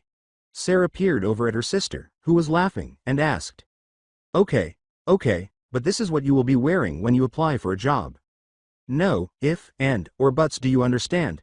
I'm sorry to inform you that I must leave for work right now, Lightning said, glaring at Naruto, who shriveled a little from the intense gaze. Thinking that everything was in order, Lightning quickly glanced at her watch before turning back to her waiting peers. I hope Sarah will help you guys find and keep a job, she said, glancing quickly at Sarah, who simply gave her a wink in return. I should be back at around 7 p.m. therefore, don't get too comfortable while I'm away. She then turned and jogged out the front door. Naruto snorted, man, that Lightning sure is bossy, only to be struck in the face by a rock that suspiciously flew in from right outside the front door. Naruto instinctively clutched his face in excruciating pain, and Sarah started laughing at the immature exchanges between Lightning and Naruto. Let's simply leave this place, Sasuke said. I'm tired of being cooped inside this hellhole, as he slowly made his way to the door. Sarah and Naruto gave him a disgusted look and started making funny faces and sticking their tongues out. Naruto, you do know I can see what you two losers are doing, right? Both teenagers recovered and started running to keep up with the young Uchiha, who now sped up his walking speed. As soon as they left the Pharon's house, both shinobi would soon experience a completely different perspective than they had when they first entered the mysterious world. Sasuke paused before continuing on his walk, and Naruto mentally cursed himself that he had forgotten about Sasuke's stupid Sharingan, while Sarah was astounded by what she believed to be Sasuke's inhuman perception. The Akatsuki hideout. Good job as usual, Itachi, but I couldn't help but notice the unusual amount of time it took you to complete your task. A cocky voice interrupted a shadowy figure dragging his most recent bounty into a dark, gloomy cave. The figure grinned and stared at his motionless comrade. Perhaps you decided to take a detour? Itachi's eyes were still lowered as he spoke, and his hood was still raised to conceal his face. With his Sharingan fully activated, Itachi trailed off, glaring at Kisame. My business is of none of your concern, Kisame Hoshigaki, he replied venomously. I do what I feel must be done, and I suggest you end this frivolous conversation or else. I was just curious. Easy there, Itachi. As Kisame stepped aside to allow his partner to pass, he nervously apologized. I didn't mean to intrude in your private affairs. Itachi, unflappable as usual, returned to dragging his bounty. What's wrong with Itachi? Kisame thought to himself, he only gets that bothered when something is really wrong. Suddenly, there was a loud explosion, and when he looked up, he saw a large, sharp-shaped stalactite falling dangerously quickly toward the ground. It was too late to react, and he realized too slowly that Itachi was going to be hit by it. But it was too late. The stalactite was too large and too fast to dodge, and with a sickening crunch Itachi was pulverized by the large chunk of rock. Horrified, Kisame rushed towards Itachi's location only to find a large pool of blood dripping out of the crash site. How did he not dodge this? The entire situation seemed so out of place, but Kisame couldn't put it together at the moment, so he forced himself to get over his shock and hurried off to call the other members of the group to let them know what had happened. Somewhere close to the Valley of the End, Kisame, that fool to look directly into my eyes, Itachi thought to himself as he accelerated in response to the loud explosion that reverberated throughout the forest. Did he not understand what I had warned him about these eyes? Thank goodness Kami is too conceited and haughty to understand what just transpired, or else my escape plans would have ended abruptly. As he got closer to his destination, Itachi scanned his surroundings in case any of his members thought he was still alive and went looking for him. When the area was finally clear, he closed his eyes and started focusing chakra into his right eye. He wasn't sure if this would work or not, but he had to try. Amaterasu! Itachi shouted. A jet black stream of eternal flames shot out from Itachi's right eye and enveloped the side of the waterfall. Like with Kakashi earlier, a portal appeared. Reluctant to enter, Itachi eventually decided it was safe to do so and passed on to the other side. Returning to Cocoon, Naruto was already having a bad day. His morning had begun fairly well until he entered the Pharaoh's kitchen, where Lightning's ominous sense of humor and Sarah's terrible cooking completely confused him. He was now forced to wear what he considered to be unsightly, useless clothes. Damn it, Sasuke and I look and feel ridiculous in the clothes we're wearing right now. We need to get new clothes. While attempting to adjust his turtleneck, Naruto let out a cry. For once, I concur with the Dobi. It seems like these clothes we're wearing are more of a burden than anything, Sasuke said, adjusting his tie as well. Thinking that the boys deserved better, Sarah offered an alternative. Okay, I must admit what my sister made you dress in was a little over the top. Sarah quickly received death stares from the boys and hurried her explanation. So I've decided that we should go to a clothing store and pick out more decent clothing than you have on right now. What her sister made them wear was complete nonsense and self-destructive, and Sarah couldn't help but agree with the desolate boys. Hell yes! Naruto exclaimed, pumping his fist into the air. Sasuke simply nodded his enthusiasm toward Sarah and shook his head at his friend's enthusiasm about clothes, saying, I get to finally get my own pair of clothes instead of wearing my same old orange jumpsuit. Sarah couldn't help but giggle whenever Naruto did something strange or childish. She thought it was just too adorable to ignore. All right, let's go. Sarah motioned for the boys to follow her, saying, I know a place nearby that might have clothes that you may like. Sasuke casually approached a sleeveless dark gray shirt and said, I want this one. Sarah perspired at Sasuke's first choice but eventually agreed to buy it. The clothing store they entered was called Miki's Clothes and Apparels. Naruto hurried off into one of the clothing aisles, too preoccupied with what he was going to get and wear. When Naruto returned, he had an orange jacket and a long white haori with short sleeves. Sarah, could you please buy this for me? Giving her his own take on the puppy eyes. Kitten eyes seems more appropriate, to be honest. She thought the clothes he chose were fantastic, but her only issue was Naruto's insistence that his clothes be orange. Okay, I'll purchase them. Sarah gave Naruto a wink before making her way to the cash registers to pay for the goods. But really, your puppy eyes need more work if they're going to be as great as mine, she said. Sasuke whispered in Naruto's ear, Hey Naruto, what job should we apply for because I seriously doubt that this world's army would recruit 12-year-old soldiers into them. Fantastic idea, Sasuke. What should our job be? Naruto was deep in thought when he saw his answer quite literally. A postman had just dropped off a box in front of them to an employee and began walking off to another location. That's it. We can work as postal workers. We could be the world's greatest postman thanks to our ninja abilities and speed. With a look of inspiration in his eyes, Naruto spoke. That's not that bad of an idea, Dobi, Sasuke said, ignoring Naruto's glare and continuing. Only thing now we have to do is to find out where to apply. Sasuke turned to face the cash register, where Sarah was gesturing for them to approach her. Let's go. Sarah is done paying and waiting for us by the exit. The two teenagers meet up with Sarah and tell her about their job. Seeking strategy. Sarah pointed to a nearby building and said, that's a great choice for a job, and I know where a local post office is around here. I'll just wait here while you guys go apply in there, okay? Sarah found a bench, sat down, and started gazing up at the sky while the two boys nodded their heads and started to walk towards the nearby building. A flurry of people rushing in and out of the postal office greeted the boys as soon as they walked in. Before they started navigating through throngs of people on their way to their destination, Sasuke said, let's go check by the front desk. The receptionist's voice was almost too sweet as she said, hello there kids, how may I help you too? Naruto responded, we're here to apply for a postman's position. In her sickeningly sweet voice, she said, well, let me check real quick, before turning back to the computer. You're in luck. There are 2 open positions right now, and you two are coincidentally the first 2 people to apply for it. Raising an eyebrow, Sasuke said, alright, so do we get the job then? If they were hired for the 2 positions, he was amazed at how simple it was to find employment. She narrowed her eyes suspiciously at the 2 teenagers and said, yep, we just need you 2 to fill out these application sheets and there, you're hired, before bending close to their ears and saying, unless of course you're both lassies. Sasuke and Naruto experienced a shiver of extreme cold. Lassie? Could it somehow be related with the falsies? Sasuke was certain that an association existed, but he was still unsure of their identities. Now all he could think about was what to do next. She looked at the boys in front of her quizzically and said, ha ha ha ha, I'm just messing with you boys. Sheesh, I think you guys would be a little more relaxed than this. Say, would this happen to be your first job application? Naruto squeaked out, still reeling from the unfounded accusation, no, we had a job before.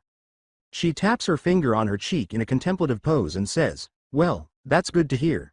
But if you guys want my advice for this line of work, then I suggest you guys get to know your surroundings and locations very well because you're going to need to know where to drop off your deliveries and do so efficiently. My name is Suna and I will be here if you ever need help during one of your deliveries. After completing and submitting the applications, they were told to return at 12 p.m. in 2 days. They met up with Sarah after leaving the post office. So did you guys get the job? She inquired, fearing that they would have to be fired if they were rejected. That postman's position was as good as ours once we walked in, believe it, Naruto said, giving Sarah a thumbs up. Sasuke smiled and nodded, confirming that they had been hired. After giving Naruto a bone-crushing embrace that prevented him from breathing, Sarah let out a joyful yelp. Naruto wheezed in between breaths, Sarah can't breathe. Have to let go. Oops, sorry, accidentally got carried away there, Sarah said as she let go of Naruto, who exhaled deeply in relief. Before Sarah spoke up, Sasuke looked at the 2 teenagers and laughed at the unaware Naruto. Naruto, are you that thick? Headed to see that she has a crush on you? Sasuke asked himself. So guys, who's hungry? In the library of Bottom. Lightning had had a horrible day. Because of the construction being done to expand the library, she was unable to complete any of her work. The library was listed as one of the top 10 largest buildings in Bottom, so she wasn't sure why they needed to. A child with blonde hair coughed to get her attention, interrupting her thoughts. The child appeared to be no older than 6 years old, and she couldn't help but smile at his innocence. Missy, can I check out this book please? She asked. In order to record the book being checked out, she took it from the young boy's outstretched hands and scanned it over the laser. The Missing Chocobo was the title of the book. Her mother had read that book to them before bed when they were younger, Lightning thought with a smile. She liked the book, but her favorite part was hearing her mother's calming, melodic voice before nodding off in the middle of the book. Lightning's expression quickly became solemn as she remembered her mother, who was now dead. The young boy asked, obviously worried, are you okay, Missy? After noticing the receptionist appeared to be in pain, she looked up from her gloom and looked into the boy's eyes. She noticed right away that the boy resembled another blonde person. She sounded more menacing than she had intended when she said, TCH, yeah, I'm fine. If that's all you need, then leave now. The boy quickly turned around and ran out of the library, looking hurt. She sighed to herself. If she hadn't been cruel to that boy now, he would have noticed that tears were welling up in her eyes. She had to put on her mask once more so that no one could perceive her as weak. She asked herself, why did I just think of Naruto just then? At that moment, a chime signaled that someone had come in through the front door of the library. She begged, please don't come by me, please please please please. But soon she heard footsteps getting closer. She looked up and moaned to herself, why me? She immediately recognized a very familiar yet strange aspect of them. The 2 individuals in front of her each had a hidden leaf Hitai.8 on their foreheads. All she could do was stare at the two figures. When the man with the absurdly tall spiky white hair saw Lightning staring at them, he realized something. Lightning simply shook her head in response, too taken aback by what she was witnessing. This isn't the first time you've seen this headband, is it? Examining the other pink-haired receptionist, the girl said, Kakashi. Sensei, I think she's in shock. In response to Sakura, well, we gotta get information out of her either way. Kakashi asked, have you met Naruto and Sasuke recently? She was aware that she had met them, but she wasn't sure when. Still in complete shock, Lightning answered, last saw them this morning in my house while I was getting ready to leave for work. Because the story was connected to Naruto's farewell letter, Kakashi trusted it. He assumed she was Lightning after noticing that she had pink hair similar to Sakura's. So you must be Lightning then, right? He asked. She shook from the unexpected incident and asked nervously, yeah, how do you know my name? I swear to Kami, if Naruto or Sasuke are hurt from you in any way, I will destroy you, yelled Sakura, the other pink-haired girl, as she hurried up and pressed her face uncomfortably close to Lightning's. Sakura's eyes burst with uncontrollable rage. For the first time in her life, Lightning was terrified. She looked to the older man for assistance and gave him a reassuring nod. She put a hand on Sakura and led her slowly away from the terrified receptionist, saying, that's enough, Sakura. I know she took the best possible care she could give to both Naruto and Sasuke. Sakura slightly reduced her murderous intent, but it was still enough to freeze Lightning. Can you take us to your home? He asked, sighing to himself as he met Lightning's gaze.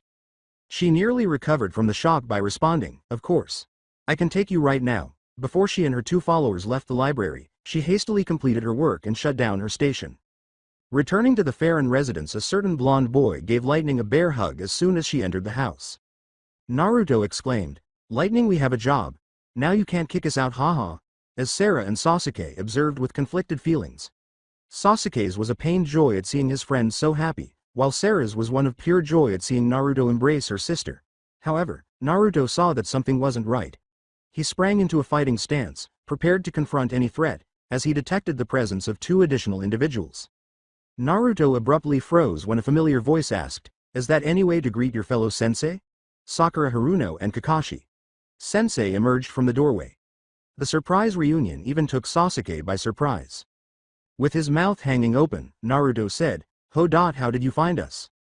After giving it some thought, Kakashi responded, well, let's first sit down because this is going to be a long explanation, glancing at the Farron sisters. And I'd appreciate it if we could talk alone.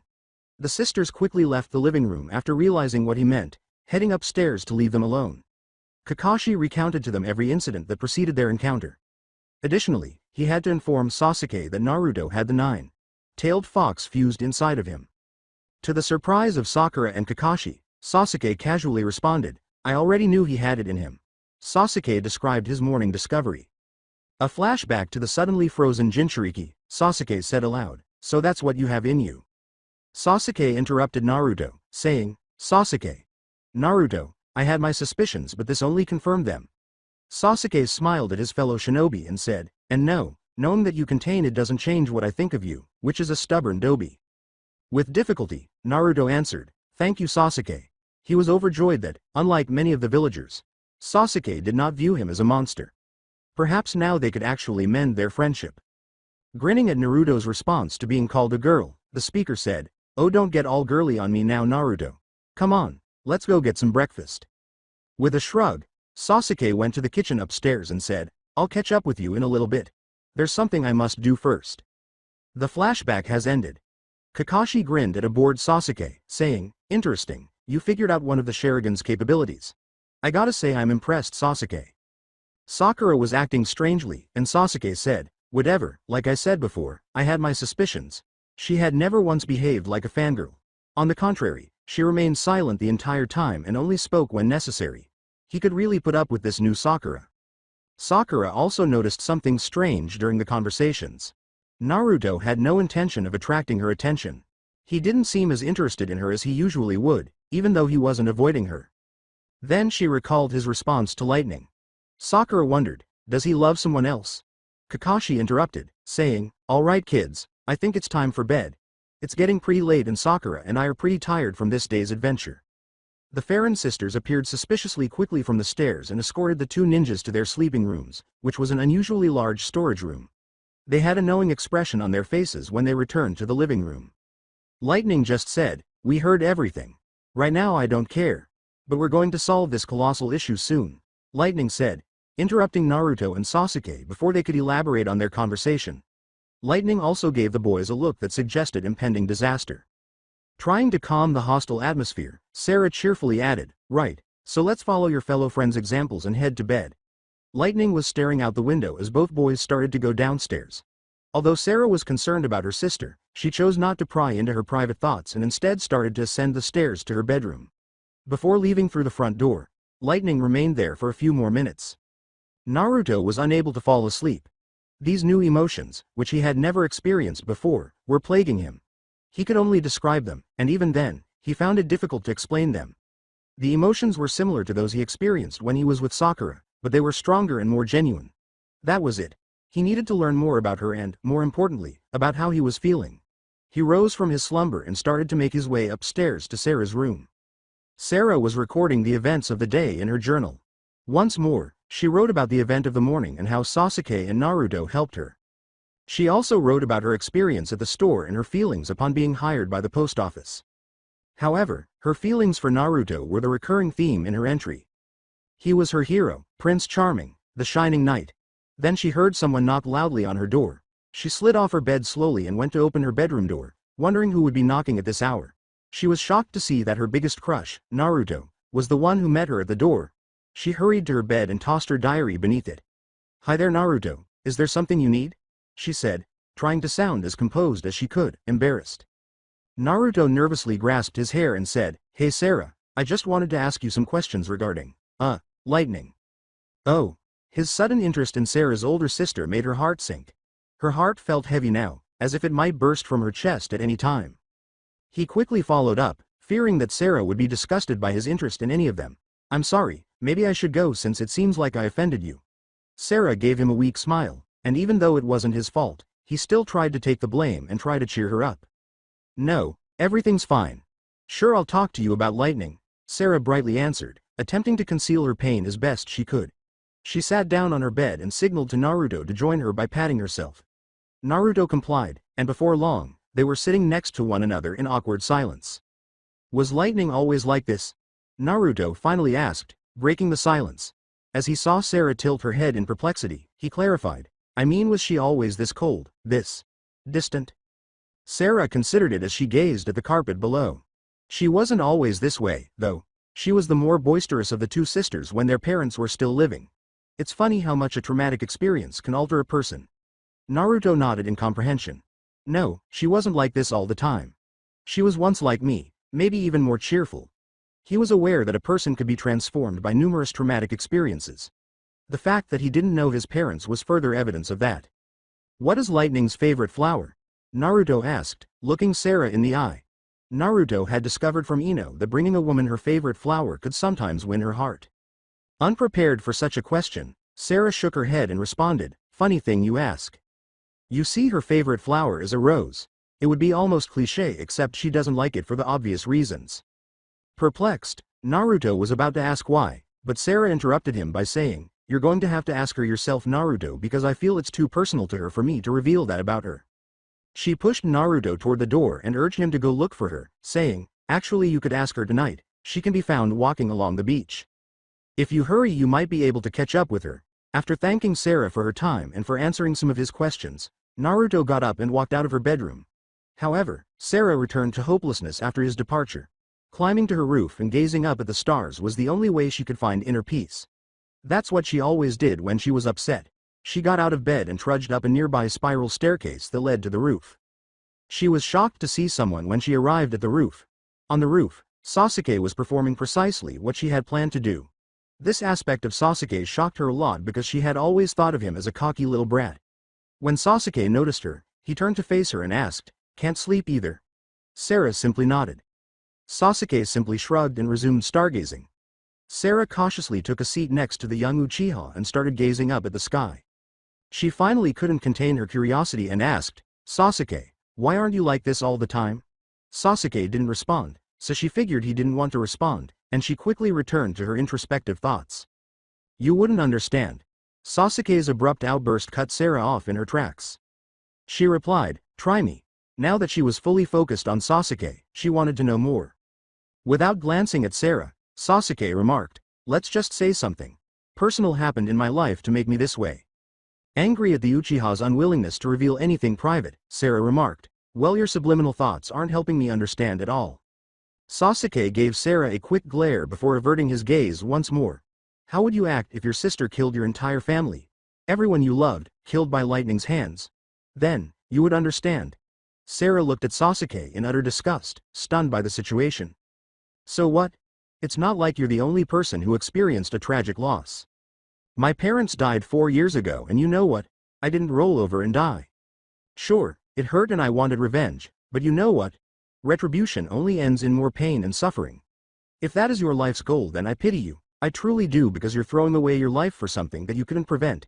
It's not your fault, Sasuke. The sooner you learn that, the quicker you can move on," Sarah grumbled. Except for her sister, she never spoke in such a manner. She stood up and headed for the stairs. Sarah's passionate speech left Sasuke speechless. Within a minute, she destroyed his plan of retaliation and humiliated him for believing that his clan would return if he killed his brother, Itachi. "Sarah, wait," she said, pausing in the middle of her stride to hear his words. "Thanks." What? Was Sasuke expressing gratitude to her? She accepted this even though it seemed too good to be true. She started to move once more, leaving Sasuke to think for himself. "I don't like seeing someone in pain, even if they act like a jerk." After searching for Lightning for at least half an hour, Naruto finally found her. "Hey Lightning, wait up." She turned around, startled to hear her name called, and saw a boy with blonde hair sprinting toward her. Puzzled as to why Naruto was searching for her, she said, "Naruto, what are you doing out here? Shouldn't you be sleeping?" After running non-stop to catch up with her, Naruto answered in between breaths, "Couldn't sleep, too much on my mind." Before he spoke, Lightning gave him a minute to calm down. "I just wanted to ask you, why is your favorite flower a rose?" Sarah. Lightning was now a little miffed that her sister would share anything intimate with Naruto. Well, she must have done it for a reason, so. Lightning turned to face the sky and observed the full moon with sudden curiosity. Naruto wondered what was so fascinating and looked up at the moon as well, becoming enthralled with its beauty. "The reason roses are my favorite flower is that okay, so. I consider myself to be one," Lightning abruptly said, continuing to stare at the moon. Naruto honestly said, "Don't take this the wrong way, Lightning, but you're nothing like a rose." He instinctively flinched, waiting for Lightning to punch him, but she just turned her head in Naruto's direction and chuckled. "Naruto, have you ever spotted a rose in the wild?" "Well, a rose is not as elegant in the wild as one might think it would be," she said, observing Naruto shake his head no. "The flower is covered in thorns, and holding it without gloves can be very painful. When selling roses to the general public, florists nearly always remove the thorns. I suppose what I'm saying is that, although I appear icy and protective on the outside, I am lovely and special on the inside. At least that's what Sarah says." Lightning rambled on in contemplation.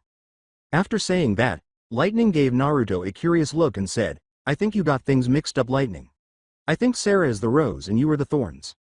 Naruto explained. "You two make the flower together," as he kicked the sand out of his shoes. He slowly looked over at Lightning and was in a daze. Her face glowed brilliantly in the moonlight, her striking features greatly enhanced, and she essentially looked like an angel. She was also in awe of Naruto's physique, which was more pronounced in the moonlight, and she wanted to rub his whiskers badly. She could see that he would grow into a very attractive man in a few years, and she blushed at the idea of him turning into a man and her into a woman. "Wait, am I falling in love with Naruto?" She shook her head, causing her blonde-haired Jinchuriki's cheeks to flush slightly as her gorgeous hair swayed in the moonlight. She couldn't deny her obsession with him in any case, but was it truly love or just a crush? Noticing Naruto's intense gaze, Lightning felt a warm sensation in her stomach. "Please stop looking at me like this. If you don't, I'm afraid I'll explode." She broke the silence, remembering what they had been discussing, and said, "That makes sense, I guess." Naruto was unaware of her response and was happy to simply examine her perfect features. Additionally, she saw that they had become much closer as they examined each other. This was absolutely ideal. The moment between the two was almost magical under the full moon and stars. The only thing lacking was. Unfortunately, she thought, "No, we can't do this. Not now, not until we figure things out." Naruto sighed in agony as she said, "Naruto, we should head back inside before we catch a cold." Although he too desired the same thing, he sadly realized that the time wasn't right, if at all. Naruto shouted, "You're right, last one home is a rotten Sasuke," before he turned and ran in the direction of the Farron family. She shouted back at Naruto, "Hey, that's no fair. You got ahead. Start," before rushing back to her house. She most certainly did not want to be a rotten emo-ish child. Being smaller than Naruto, she caught up to him quickly and beat him to the house. Lightning yelled, "Ha! You're a rotten Sasuke," and raised her arms in victory. Naruto complained about being disappointed, but in reality, he lost on purpose. He wanted to see Lightning smile all along, even though he knew he could have defeated Lightning with some chakra. This was his triumph, in his opinion. The four Hidden Leaf ninjas had not seen each other in a month. The Farron sisters suspected that there was a much greater mystery behind these strange occurrences, even though the ninjas had a very good explanation for their unexpected appearance. Nevertheless, for the most part, life went as usual for them and the ninjas as it could with nearly total strangers. As usual, Kakashi and Sakura had to work to support themselves in the Farron household. Sakura applied for a nursing position at a local hospital because she was fascinated by medicine and had precise control over her chakra. She was able to obtain the position with ease, but she was also learning on the job. Because of his passion for reading, Kakashi was hired by Bottom's library. Although he was officially a librarian, he always appeared to be reading a particular book while at work, which only Lightning knew about. Since she was technically ranked higher than Kakashi, she swiftly banned him from that section of the library after learning what he was doing. Sasuke and Naruto, meanwhile, quickly achieved great success in their roles as postmen. They were able to earn enough money to sustain everyone thanks to their excellent teamwork and special abilities. Sarah, on the other hand, was the only person in the dysfunctional family without a job and not working like the others. It seemed odd to her that she would soon grow accustomed to being the odd one out. However, she didn't seem to have a compelling enough reason to pursue her dream of becoming a teacher. Not all of the questions Lightning had posed to the ninjas had been addressed, even a month later. However, she was starting to formulate a hypothesis and only required a few more clues before she could formulate a subsequent response. Bottom Street Sakura yelled, "Naruto, stop jumping up and down like a little kid," at the hyperactive blonde. "I can't help it, we're going to that place and you know me. I haven't had that kind of food for over a month." Naruto burst into tears. Kakashi sighed to himself and said, "After everything we've been through today, how do you even have that much energy?" "I'm starving, so I don't care." The 6 members of the family had made the decision to go out to dinner because everyone, including Sarah, was too exhausted to prepare dinner that evening. To the surprise of the Farron sisters, Naruto had chosen a ramen restaurant, which he had discovered by accident while working. Sasuke had to use all of his energy and threats to convince Naruto not to destroy the city's only ramen restaurant with his insatiable appetite, but once Sarah told them that the restaurant was all you can eat there. When they arrived at the restaurant, they were seated right away and given the freedom to get up and grab food. Without being told twice, Naruto practically teleported out of his seat to find his beloved ramen, and the entire table scowled when he returned with 8 bowls of ramen. What the devil? How could that be? Craning her neck rigidly at the massive pile of ramen bowls in front of her, Lightning thought. As Naruto started to gobble up his food, Sarah held her breath, trying to keep her stomach from exploding. "I think I'm going to be sick." Sakura looked at him with a deadpan expression on her face and thought, "I totally regret trying to rescue Naruto right now." "Naruto, please slow down." Kakashi shook his head as if he were trying to shake off an imaginary fly. "You're starting to frighten the nearby patrons with your obnoxious eating habits." He felt that something was wrong, though, and when he looked around the restaurant, he saw that everyone was staring at him as if he were crazy. Sheepishly, he apologized to everyone for his eating while still eating, but he looked at his table and saw that Sasuke was gone. Naruto got up from his feasting and looked around the restaurant, and to his relief, he found Sasuke outside, looking bored as usual. After witnessing the boy consume an entire family's worth of ramen in a short period of time, the waiter said uneasily, "Here's your check, sir." "Huh?" Naruto looked at everyone and remarked, "Hey, you guys haven't even eaten anything." As everyone at the table nodded in agreement, Kakashi said, "I think I speak for everyone here that we don't have an appetite." Naruto simply shrugged and resumed eating while everyone else at the table perspired from his ravenous appetite. Outside, Sasuke was staring up into the sky like he always did at night. He couldn't help but to think that every time he looked up, the stars appeared to get duller and duller. That night with Sarah had given him a slight change in thought about his whole vengeance thing and all with his brother Itachi. He was unsuspectingly reminded of the good times with his brother before the Uchiha massacre. His brother always seemed to be light, hearted and enlightening whenever he was around him. Was it all just a mask? Was it just all a lie in order to deceive everyone so that he could then backstab everyone? Sasuke knew about those kinds of masks. He knew no matter if people denied having one, everybody had one, including a certain loud-mouthed blonde. Turning his head towards the window, Sasuke could see Naruto laughing and being an idiot in front of his peers. Everyone at that table believed he was an arrogant, go-lucky boy. But he knew that the boy's act was a lie. He'd seen that boy's eyes before and they were just like his. Cold, pained, and also hateful. Sasuke was brought out of his brooding when he caught onto a gliding pamphlet. Curious about it, he snatched at mid-air and looked at the cover. Guardian Corps Bottom Security Regiment Academy. He raised an eyebrow at this, read the pamphlet cover to cover, and then sighed deeply. He really didn't want to be a part of any army in this world, but he was interested in it primarily because it might have to deal with the Lassie and Falsi. This would be like the academy all over again, Sasuke thought, wondering if it was even worth joining up until a feminine voice answered. So, Sasuke, you also wish to enlist in the army? As he turned his head in the direction of the voice, he noticed Lightning approaching him slowly. She grabbed the pamphlet he was holding and handed it to him with ease. She quickly looked over the pamphlet, but Sasuke knew she had already read something about the academy. What about it? Sasuke gave an uninterested response. I'm actually leaving for it tomorrow, Lightning said, shrugging her shoulders and turning to face Naruto and those behind her. I was going to tell you guys tonight, but this seems like a good time to say it, Naruto said, his eyes popping out of their sockets. He was also starting to get angry at Lightning for constantly keeping secrets from him. Why is she always this hard to read? In his mind, Naruto practically screamed. With his eyes closed, Sasuke turned to face Naruto and said, I guess I'll join up since I already know someone else is going to join with you. He had just woken up from a slight daze after hearing that from Lightning. Oh my god, I'm joining Teme as well. I'll have another chance to swish your ass across the academy thanks to this. Both Farron's eyes were quizzical as Naruto said, the academy again. They came to the conclusion that Naruto had failed school or something, and they shrugged off the strange remark. Naruto glared at Sasuke with burning determination in his eyes. Sasuke grinned at Naruto's antics and said, You wish, Dobi. Perhaps this whole academy thing was a good idea. In fact, it might even be enjoyable to kick Naruto's ass again, just like he did in the academy. Kakashi grimaced and said, Great, it's like the first day of orientation all over again. After getting a nod of agreement, Sakura went on, Naruto, Sasuke, are you really serious about this?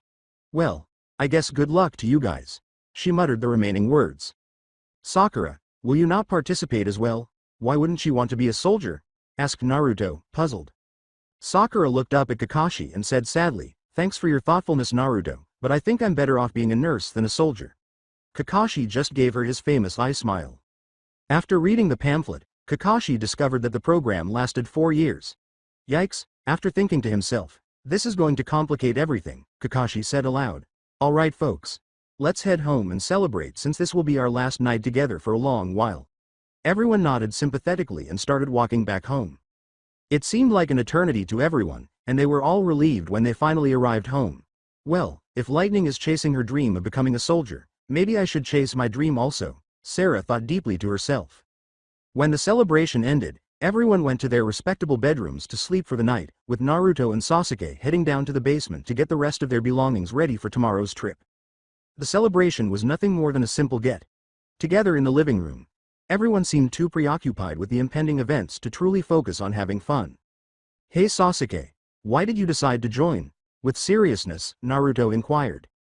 Sasuke responded, I'm joining more or less for the intel that I could gather while being in this world's army, after noticing the seriousness in his friend's tone. When he asked honestly, what's your reason for joining Dobi? Sasuke carefully packed the rest of his belongings in his luggage and sat down in bed, ready to fall asleep. If there's an answer to why we're here, then I'm willing to do anything to get them. Surprised by the question, Naruto had to take a moment to gather himself before responding sheepishly, because she's doing it and also to get stronger so I can protect the people precious to me better. If it weren't for those two important factors, Naruto honestly wouldn't have joined. Naruto, you have no idea. Even you know you can't protect everyone, Sasuke scowled before continuing. Especially since you have it sealed in you. After expressing his thoughts, Sasuke was met with an uncomfortable silence. He turned to face Naruto, who was now motionless. Sighing to himself in frustration for possibly going too far, he said, Naru. But was interrupted by a kunai sailing straight past him. Based on what Sasuke saw and calculated, The kunai posed no real threat. Sasuke is someone I know. Naruto clenched his fist until his hand began to bleed, saying, I know the more powerful you become, the more dangerous you are to other people, but I made an oath to myself back when we had our first C-ranked mission to the Land of Waves that I would never back down from a fight, that I would use my power to protect everyone. Even defend yourself from yourself. Sasuke. Naruto turned slowly to face his friend, whose face was now unreadable, and exclaimed. Naruto shook his head at the arrogant Uchiha's repeated thoughts. I told you before, it's too late to save me, Naruto. Sasuke then turned onto his other side, blocking all of Naruto's attention. Gazing up at a picture of the Farron sisters and their family, Naruto grinned miserably and started to ponder what it must have been like to have a true family. Geez, I'm going to miss everyone, he said. With a yawn, Naruto decided it was time for bed. He quickly crawled into his sleeping corner and dozed off under his chocobo blanket. Sarah in particular has been the nicest person I've ever met, and I owe her my thanks for all she's done for me. In the mindscape of Naruto, stupid boy, the nine-tailed fox complained to himself, I can't even begin to fathom at how pathetic you really are. The fox had sensed a familiar presence that he had once felt long ago, as if the new world radiated a certain energy that he was once used to, but he had been in its presence many years ago, and with that his knowledge was wiped clean of it, both from time and someone. The fox only knew that by following the young boy's life during his lifetime in this strange world, he might recall what he had lost, but he snarled in annoyance at the demon's need for sleep, which he perceived as a weak human-like trait. At the train station the following morning everything was ready to go. The bags and luggage had already been loaded onto the train, and the three of them just needed to finish their department time before departing for their 4-year journey. Naruto was taken aback to learn that Lightning would actually be attending an all-girl academy that specialized in female soldiers. It's safe to say that this news severely damaged his conviction. Lightning, you are under no obligation to enroll in this academy. I can also convince Sasuke not to go. Naruto pleaded with Lightning, but Lightning simply gave the poor blonde a pitiful smile. This is what I need, not what I want. To keep my sister and everyone I love safe, I need to get stronger. And if joining the army is the only way to do that, then my opinion on whether or not I should join up is irrelevant, Lightning said to the depressed boy. Seeing the boy in such distress changed her greatly over the last month, and she couldn't even express to him how grateful she was that Naruto had entered her life. He was able to make her sister, Sarah, smile as much as she used to when their parents were alive, and she was actually a little envious of Naruto for being able to make her sister as happy as she had formerly done. Lightning, you are aware that there are other ways to protect your sister besides using physical force, aren't you? Naruto asked inquisitively. He was making every effort to convince Lightning not to enlist in the army, but all of his efforts had been utterly unsuccessful. Lightning blatantly replied, but it's the only thing I can do to protect her, grinning at what Naruto was attempting. I've been good at it and nothing else, hurting people in order to protect others. I'm going to miss seeing your stupidity while I'm in the academy, Lightning said casually to Naruto after observing his reaction and finding it adorable when one of his whiskers twitched in annoyance. Naruto realized that she was now adamant about becoming a soldier and that any arguments about it were pointless. Sensing that he had eased up a bit, Lightning placed a hand on the boy's cheeks, causing both of them to blush a little. Naruto laughed at Lightning's response to that jab and new moniker, saying, haha, very funny, and I'm going to miss looking at your bland plastic face, Light. However, Lightning then put on a sickly sweet smile and started holding Naruto's cheeks a little too tightly because he was beginning to feel pain in his left cheek. Before Naruto could finish her sentence, she trailed off, saying, Naruto, if you ever call me anything insulting again. She narrowed her eyes and started to scratch his face with her pink polished nails. I will cut that cute face of yours in 9 different ways with my nails. Naruto nodded his head in agreement that he understood her threat. Sasuke secretly laughed at those two's strange display of affection, thinking to himself, those two are a bunch of losers. That morning, Sasuke was shocked to learn that neither Kakashi, Sakura, nor Sarah were escorting them to the train station to wave them off. They explained that it had to do with something about this not being the end or some other corny sayings and that it was only the beginning. A horn sounded, signaling that the trains were about to depart and that the passengers needed to board. Both individuals sighed and exchanged glances for a few seconds, but it seemed like hours to them. Lightning then took out a small envelope and gave it to Naruto. What is this? Curious about what was inside the envelope, Naruto asked. Wait until you arrive at the academy before opening it. Knowing that Naruto would want to read it as soon as possible, Lightning grinned and said, I think it would be only right if you read it there and then. Naruto moaned at having to wait to open it, but he soon realized that he and Sasuke had to leave soon, so he did what he thought was appropriate for a lengthy farewell. He grabbed Lightning in a bear hug and swung her around like she weighed nothing while cheering and sobbing about how much he would miss her. With a slight yelp from the unexpected embrace, Lightning returned the favor by doing what she knew best, repositioning her right arm to a cocking position, releasing it in the direction of the blonde-haired boy, and pressing her fist to his jaw. Naruto backpedaled after the unexpected blow to the jaw, rubbed his now bruised jaw, and screamed, "What the hell was that for Lightning?" After laughing at the boy's response to her display of affection, Lightning said, "That is my good. Bye, Naruto." Naruto simply shook his head, perplexed by the strangeness of girls. With that final statement, Lightning turned away from the young boy and started running to her train, which would take her to the all-girls academy. Naruto gazed at the pink-haired beauty until a harsh warning snapped him out of his reverie. "Hey, Dobi, you'll miss the train if you don't board it now," Sasuke shouted as he leapt into the now slowly moving train. "Dude, now I have to hurry." Sprinting towards the train's entrance, Naruto managed to catch a glimpse of Lightning's train before it reached full speed. However, before both trains departed in different directions, Naruto was able to catch a glimpse of its interior, which he found to be rather opulent for a public train. He soon noticed Sasuke sitting and gesturing for Naruto to sit next to him, which Naruto was more than happy to do. "So, did you express your feelings to her?" Sasuke asked nonchalantly as he peered out the window of the train. "Well, not precisely. We said our goodbyes and all that, but hold on, why are you discussing Lightning and me in that manner?" Naruto asked accusingly at Sasuke. But Sasuke simply shrugged, expecting Naruto to come up with an answer if he actually wanted one. Is it that obvious?" Naruto asked quietly, and Sasuke nodded without even looking back at him. Naruto wondered if anyone else knew, but he didn't have time to consider it before a muscular boy with light blonde hair approached Sasuke and Naruto's train seat. "Greetings, fellow cadets. Do you mind if I sit next to my fellow soldiers?" With great enthusiasm, the boy asked. "Oh no, not another clone of Naruto. Even worse, if I punch it hard enough, it won't go away," Sasuke muttered to himself. "Huh? A fellow cadet? Friend? Will you be attending the academy as well?" Puzzled by the word choices made by his fellow blonde, Naruto asked. "I am, of course. You two appear to be heading to battle, which is why I was able to identify my future allies." When Naruto looked at himself and then Sasuke, he quickly realized that the boy's statement was mostly true. Naruto couldn't help but find the statement amusing and started laughing with his fellow blonde after learning that the boy had laughed aloud, mostly to himself. Sasuke became agitated by the two boys' stupidity and interrupted their laughter to say, "Leave us alone, you crazy kid." Sasuke glared at the boy, who appeared to be offended by his scathing remarks. "Come on, Sasuke. He did nothing to merit that. Would you kindly allow him to sit next to us?" Using his now modified puppy eyes, Naruto pleaded.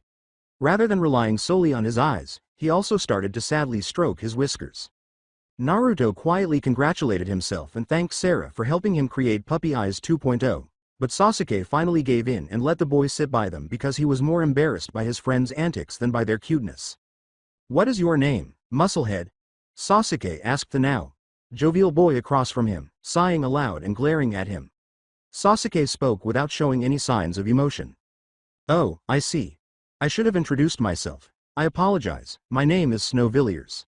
The train of Lightning. She could see Lightning staring out her window.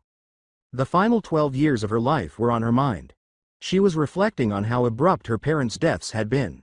She recalled how difficult it was to raise her younger sister Sarah and to make ends meet while working tirelessly at the library. She believed that until he arrived, nothing could improve. The thought made her smile. Indeed, she initially detested the boy at first sight and continued to do so even after he had saved her sister.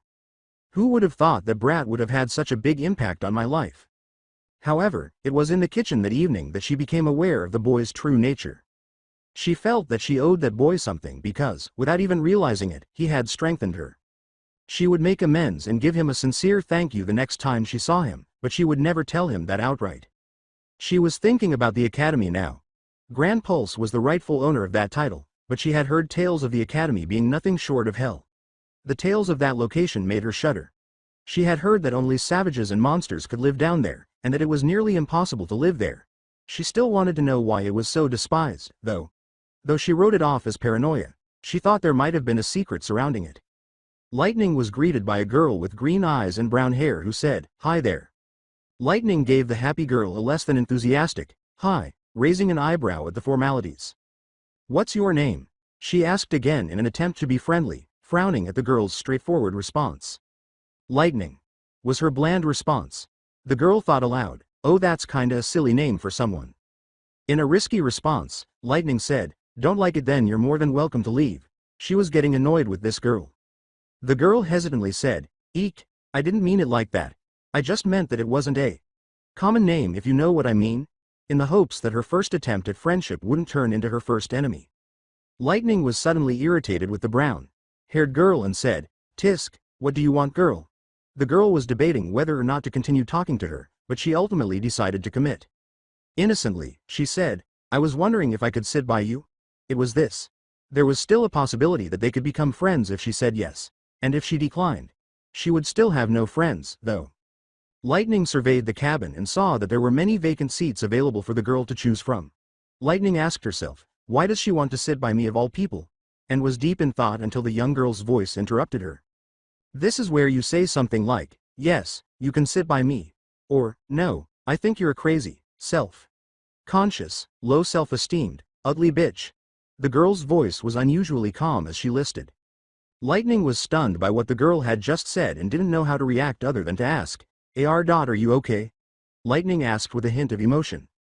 Even though Lightning could tell it was phony, the girl cheerfully replied, "Ha ha ha, that's what everybody says when I talk to them for a certain amount of time," adding, "If you don't want to talk to me anymore then I'll just leave you." The girl then started to stare down at her feet and waited in gloomy silence. Lightning and this girl were similar in that they were socially similar, but Lightning chose not to talk to people, while this girl was rejected by society for being so strange and talking too much. "What's your name, miss?" This girl would talk to anyone if she could. Lightning asked a straightforward question to break the silence.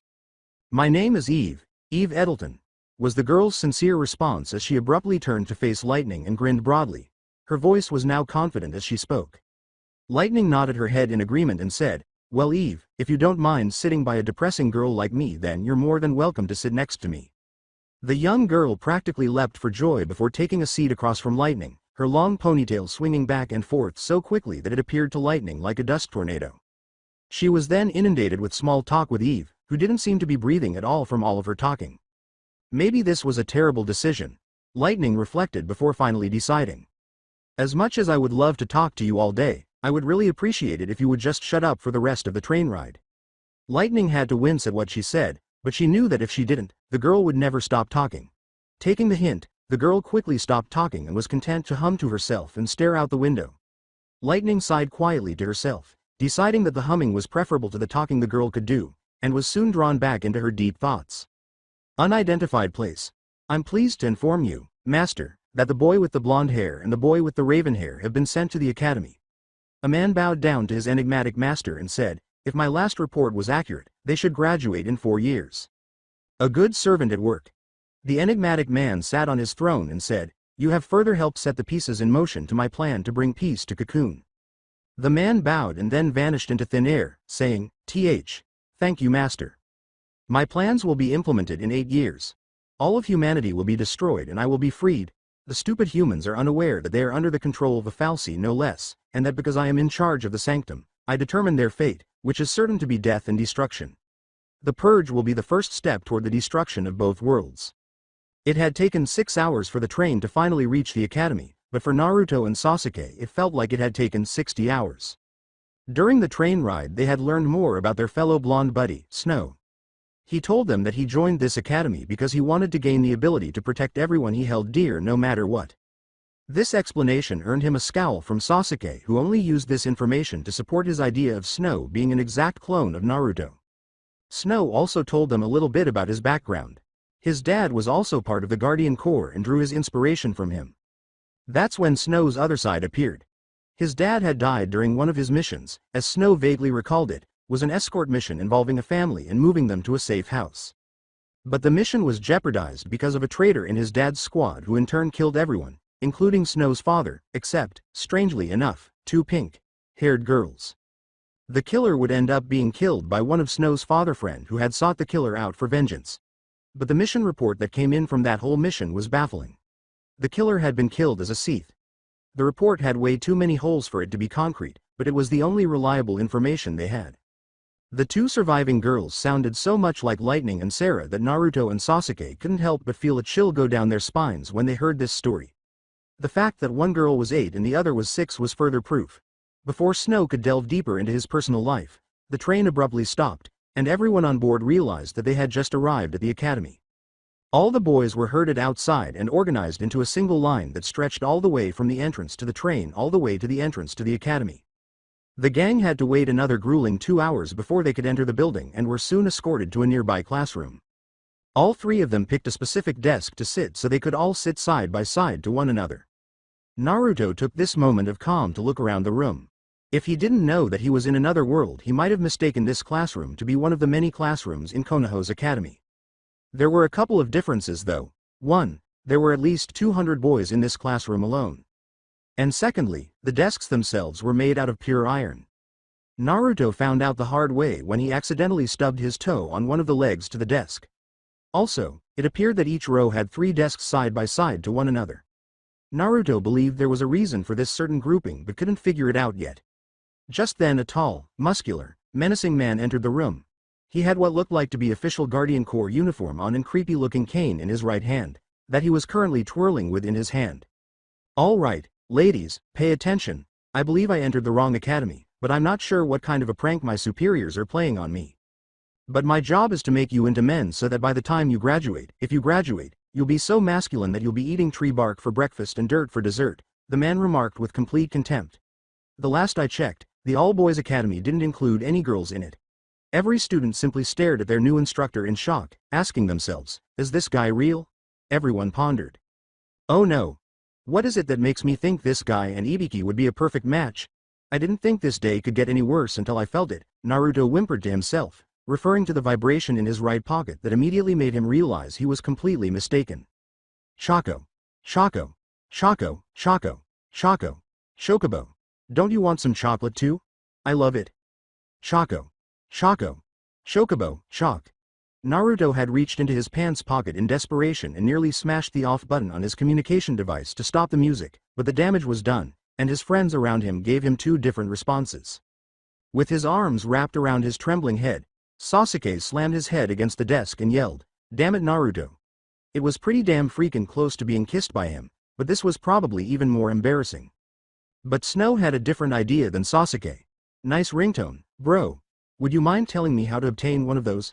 Snow asked, peering over Naruto's shoulder to find out the ring tone's name, but the entire class was once again taken aback by what they had just witnessed and heard.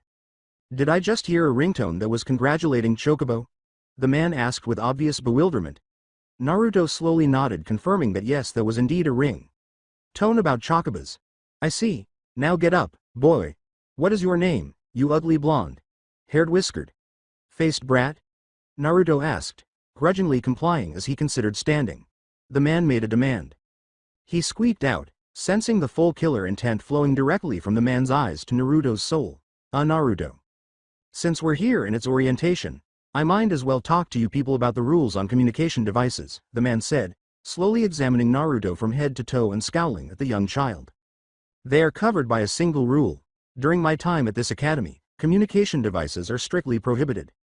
Are you punks aware of that?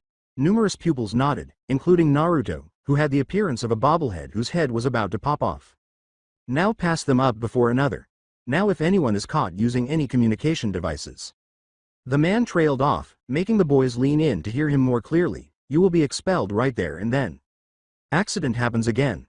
The man glared at Naruto, who took a big gulp and gladly gave up his device. Now I know most of you hopefuls entered this academy by yourself, but I'm happy to inform you that you will graduate this academy with 2 other graduates, he continued after observing that his audience seemed to understand the message. There is a catch, of course. Yes, the reason for this seating arrangement is for you children to unknowingly assign your own group of 3. Naruto, Sasuke, and Snow grinned at each other, knowing that they would be seated with characters they knew, or at least were familiar with. I meant it completely when I said earlier that you would graduate with your teammates. You see, some students may choose to go it alone because they think they are superior to everyone else. I can speak from experience when I say that those individuals are typically the first to die. How does this real-world implication have to deal with me graduating? You're probably asking yourself right now. The man laughed to himself as if he had just told a hilarious joke. The harsh rule shocked everyone. Well, my short-sighted students, what this means for you boys is that if even one of you fails the academy, either by grades or by breaking any rules, you all fail together, I said. Prior to this, they had heard that only 2 out of every 3 individuals typically graduated from the academy. This rule essentially ensured that no matter what, everyone would fail. When a boy yelled, "What the hell, old man? Your rules are impossible, there are no real reasons for implementing these ridiculous terms," the room erupted in applause. However, the man merely grinned at what the boy had said. After 10 minutes or so of tense silence, groups of teachers suddenly started escorting students out of the classroom and into their dorms, where they would be living for the next 4 years. Well, I guess you should just save yourself the trouble and just quit. Of course, 2 other students would have to forcibly quit because of your noble actions. However, Naruto was taken aback when the enigmatic man pulled him aside as he was ready to leave the classroom. "Hey boy, what did you say your name was?" The man nodded his head in confirmation that he had received his name, and Naruto, bewildered by the question, simply shrugged his shoulder and left the classroom after answering blankly, "Naruto." For a few seconds, the man watched the boy with the blonde hair slowly leave his classroom. Before leaving his classroom, the man grinned slightly and thought to himself, that kid should make things interesting. When Naruto and his friends got together in their dorms, he was astounded by how tiny their room was. A small dresser stood in front of 3 tiny beds that were arranged next to each other.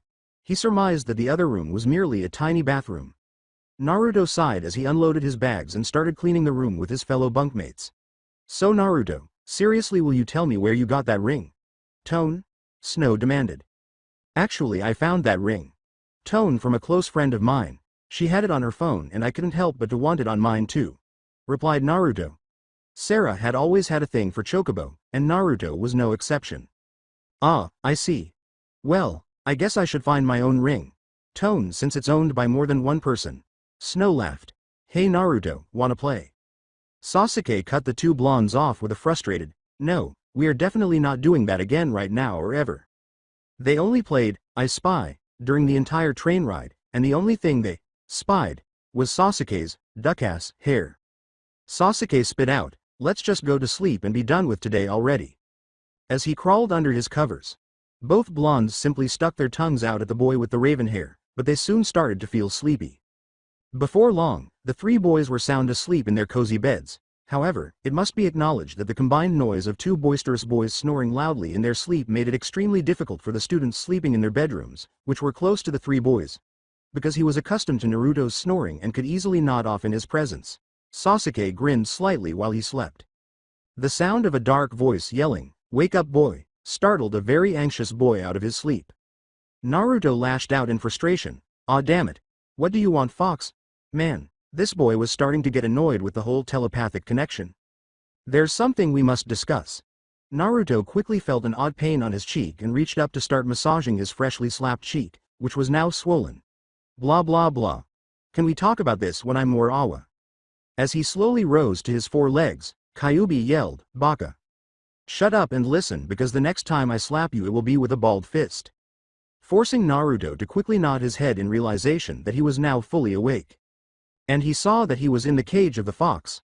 "I can't kill you if that's what you're worried about, but I can still beat you up without using any chakra," the Kyuubi said, smiling at the boy's abrupt change in attitude. "Relax, I can't eat you since that damn seal is still on. But back to why I woke your noisy ass up. I didn't wake you up so I could chat with you or even bully you. I could do that later." He thought sinisterly to himself. "No, I woke you up because I believe it's about time we came to an arrangement," the fox said blandly. "What kind of arrangement?" was Naruto's cautious response, perplexed by what the fox had just explained. Naruto felt extremely uneasy as the fox had a big smile on his face and stared him in the eyes. "I'll let you use 3 tails of my chakra whenever and if ever you need it." Hearing that he would be strengthening now that he had access to some of the fox's chakra made Naruto's ears perk up, but he was still apprehensive when he asked back, "And the catch?" When he said, "Nothing too much, I just need you to tear off a little corner of the seal," the fox simply shrugged, turned his head away from the young boy, and started staring off into the darkness. Naruto was taken aback by the fox's request, as anything pertaining to the seal was usually met with an automatic no, but he was curious as to why the fox only wanted a tiny corner torn off. "Why do you wish to have such a tiny portion of the seal removed? Why don't you just tell me to tear it up?" Naruto inquired warily.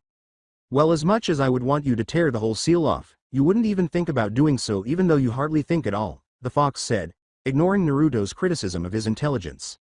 No, by tearing a small piece I am able to give you a small amount of my chakra at will without the accursed seal messing with my control, and in return I have all access to your senses, the fox said, turning to face the boy again. It could be considered the start of. Kyuubi grinned at the now thinking Naruto, saying, an immersion of both consciousness merging with one another. Well, from what I've heard, it just means that I would still be in charge even though he would have more freedom in my body. He should be able to burrow some of my abilities since I would be burrowing his powers, I suppose.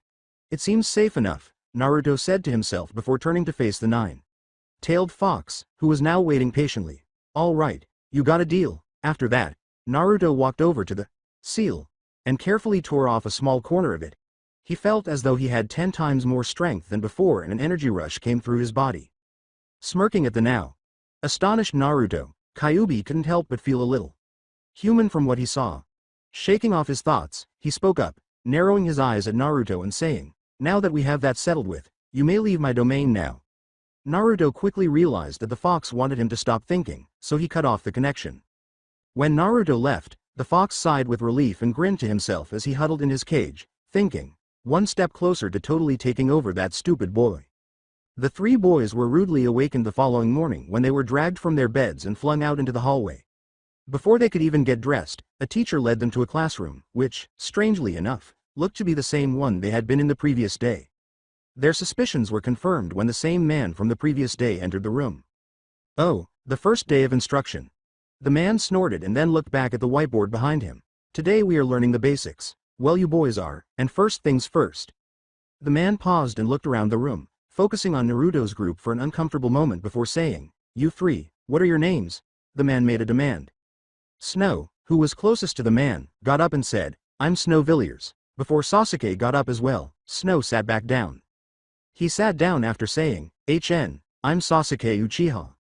Then Naruto got up and, in contrast to his friends, leapt from his chair and declared, my name is Naruto Uzumaki, and I can assure you that my team will be the best here. The students around him gave him a number of glares, and Sasuke surmised that one of the reasons they detested his group was because they didn't get enough sleep the night before, which they caused. The man snorted, what a swell group of characters. Okay. My name is Rocco Oberano and I am the head drill sergeant for this academy, the man said after asking each boy in the room for his name. After exchanging greetings, let's move on to today's first lesson, which is on first combat. Definitely. We are already learning how to fight on our first day of class. Before Rocco destroyed his laughter, Naruto thought to himself with pride. The simple black book in the upper right corner of your desk is in front of you. Rocco gave his students instructions, saying, you will open that book to A.10 and read everything until page B.25. Suddenly, Naruto felt nauseous, saying, whoa, I'm terrible at reading and paperwork.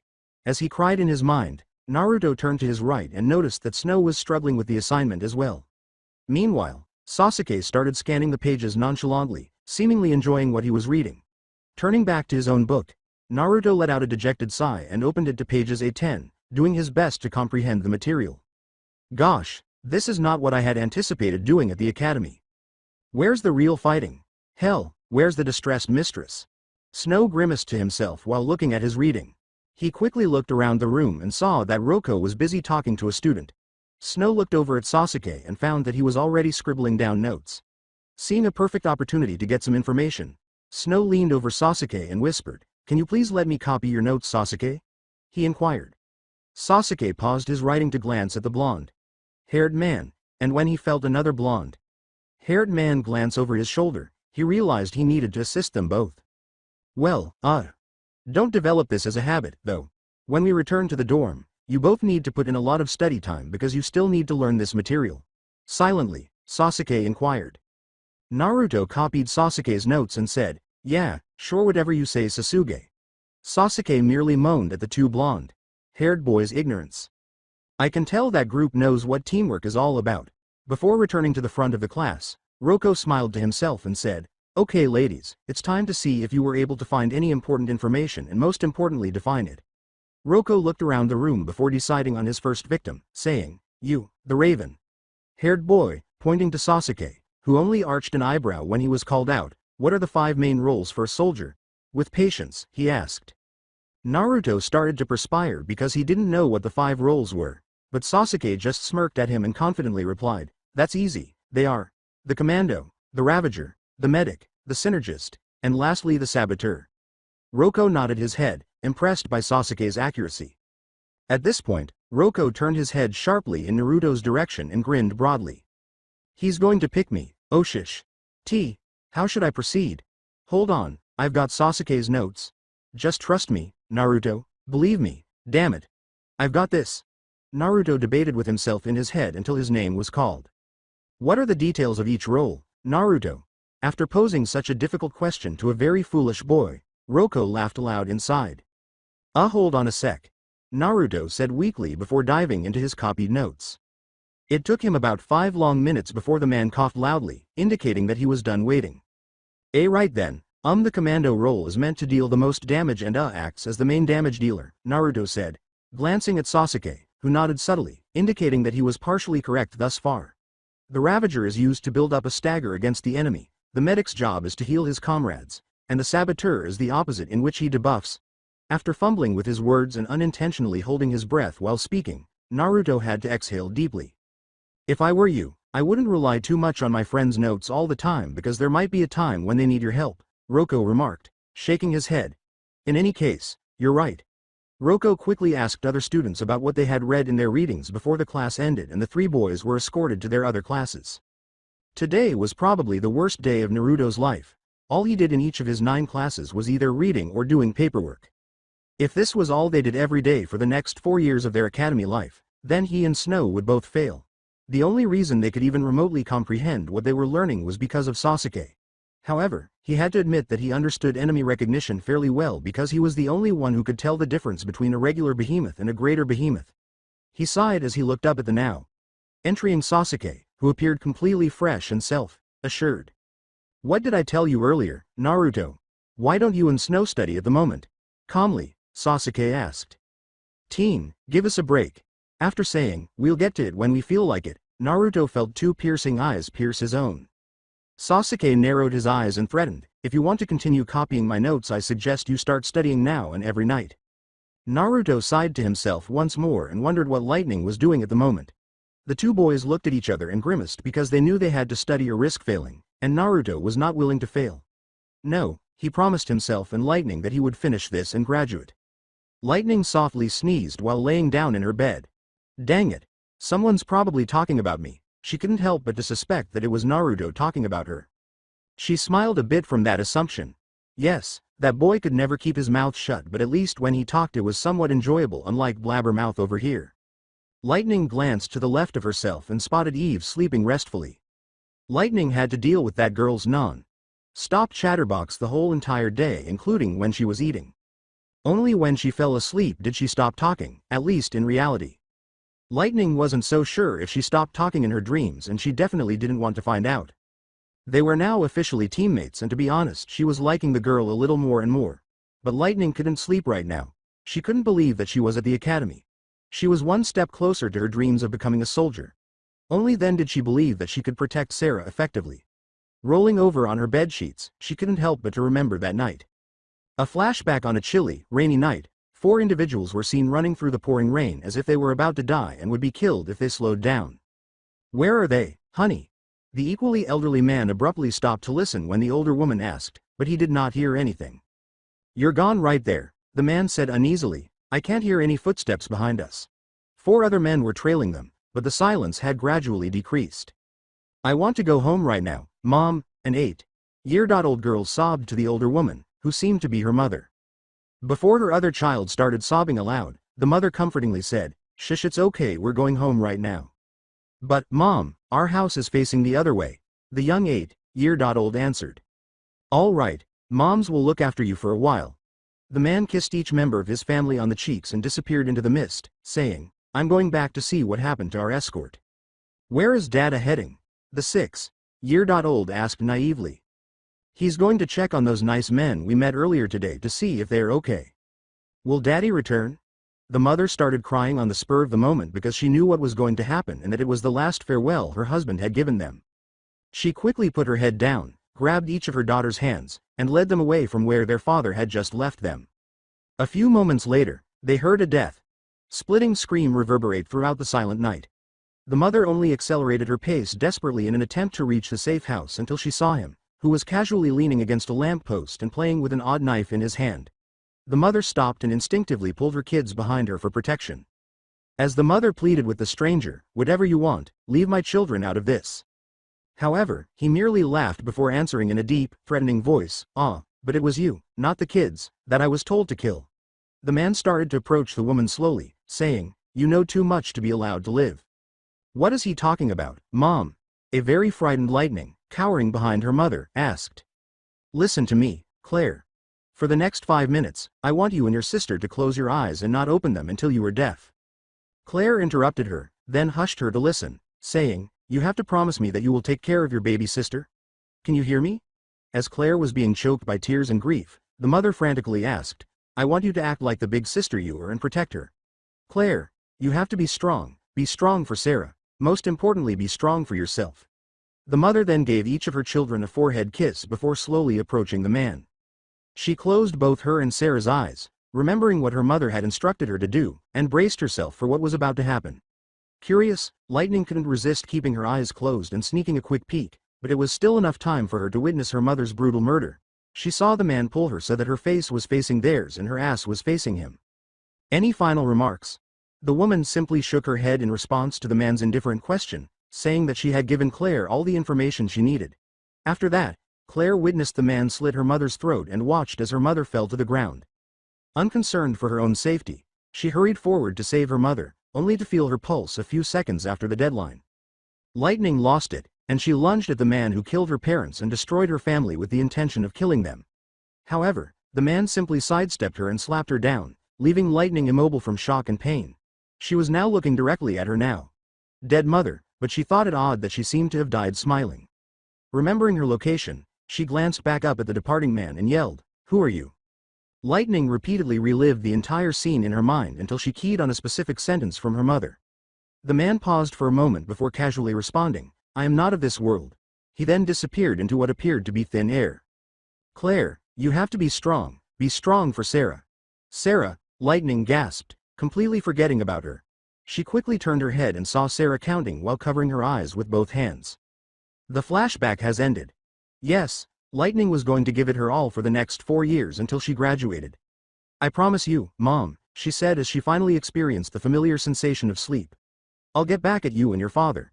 In any case, I swear to murder that man and restore Sarah's happiness. I'm concentrating on that." That's it for today. I hope you guys enjoyed this great story. See you in the next one.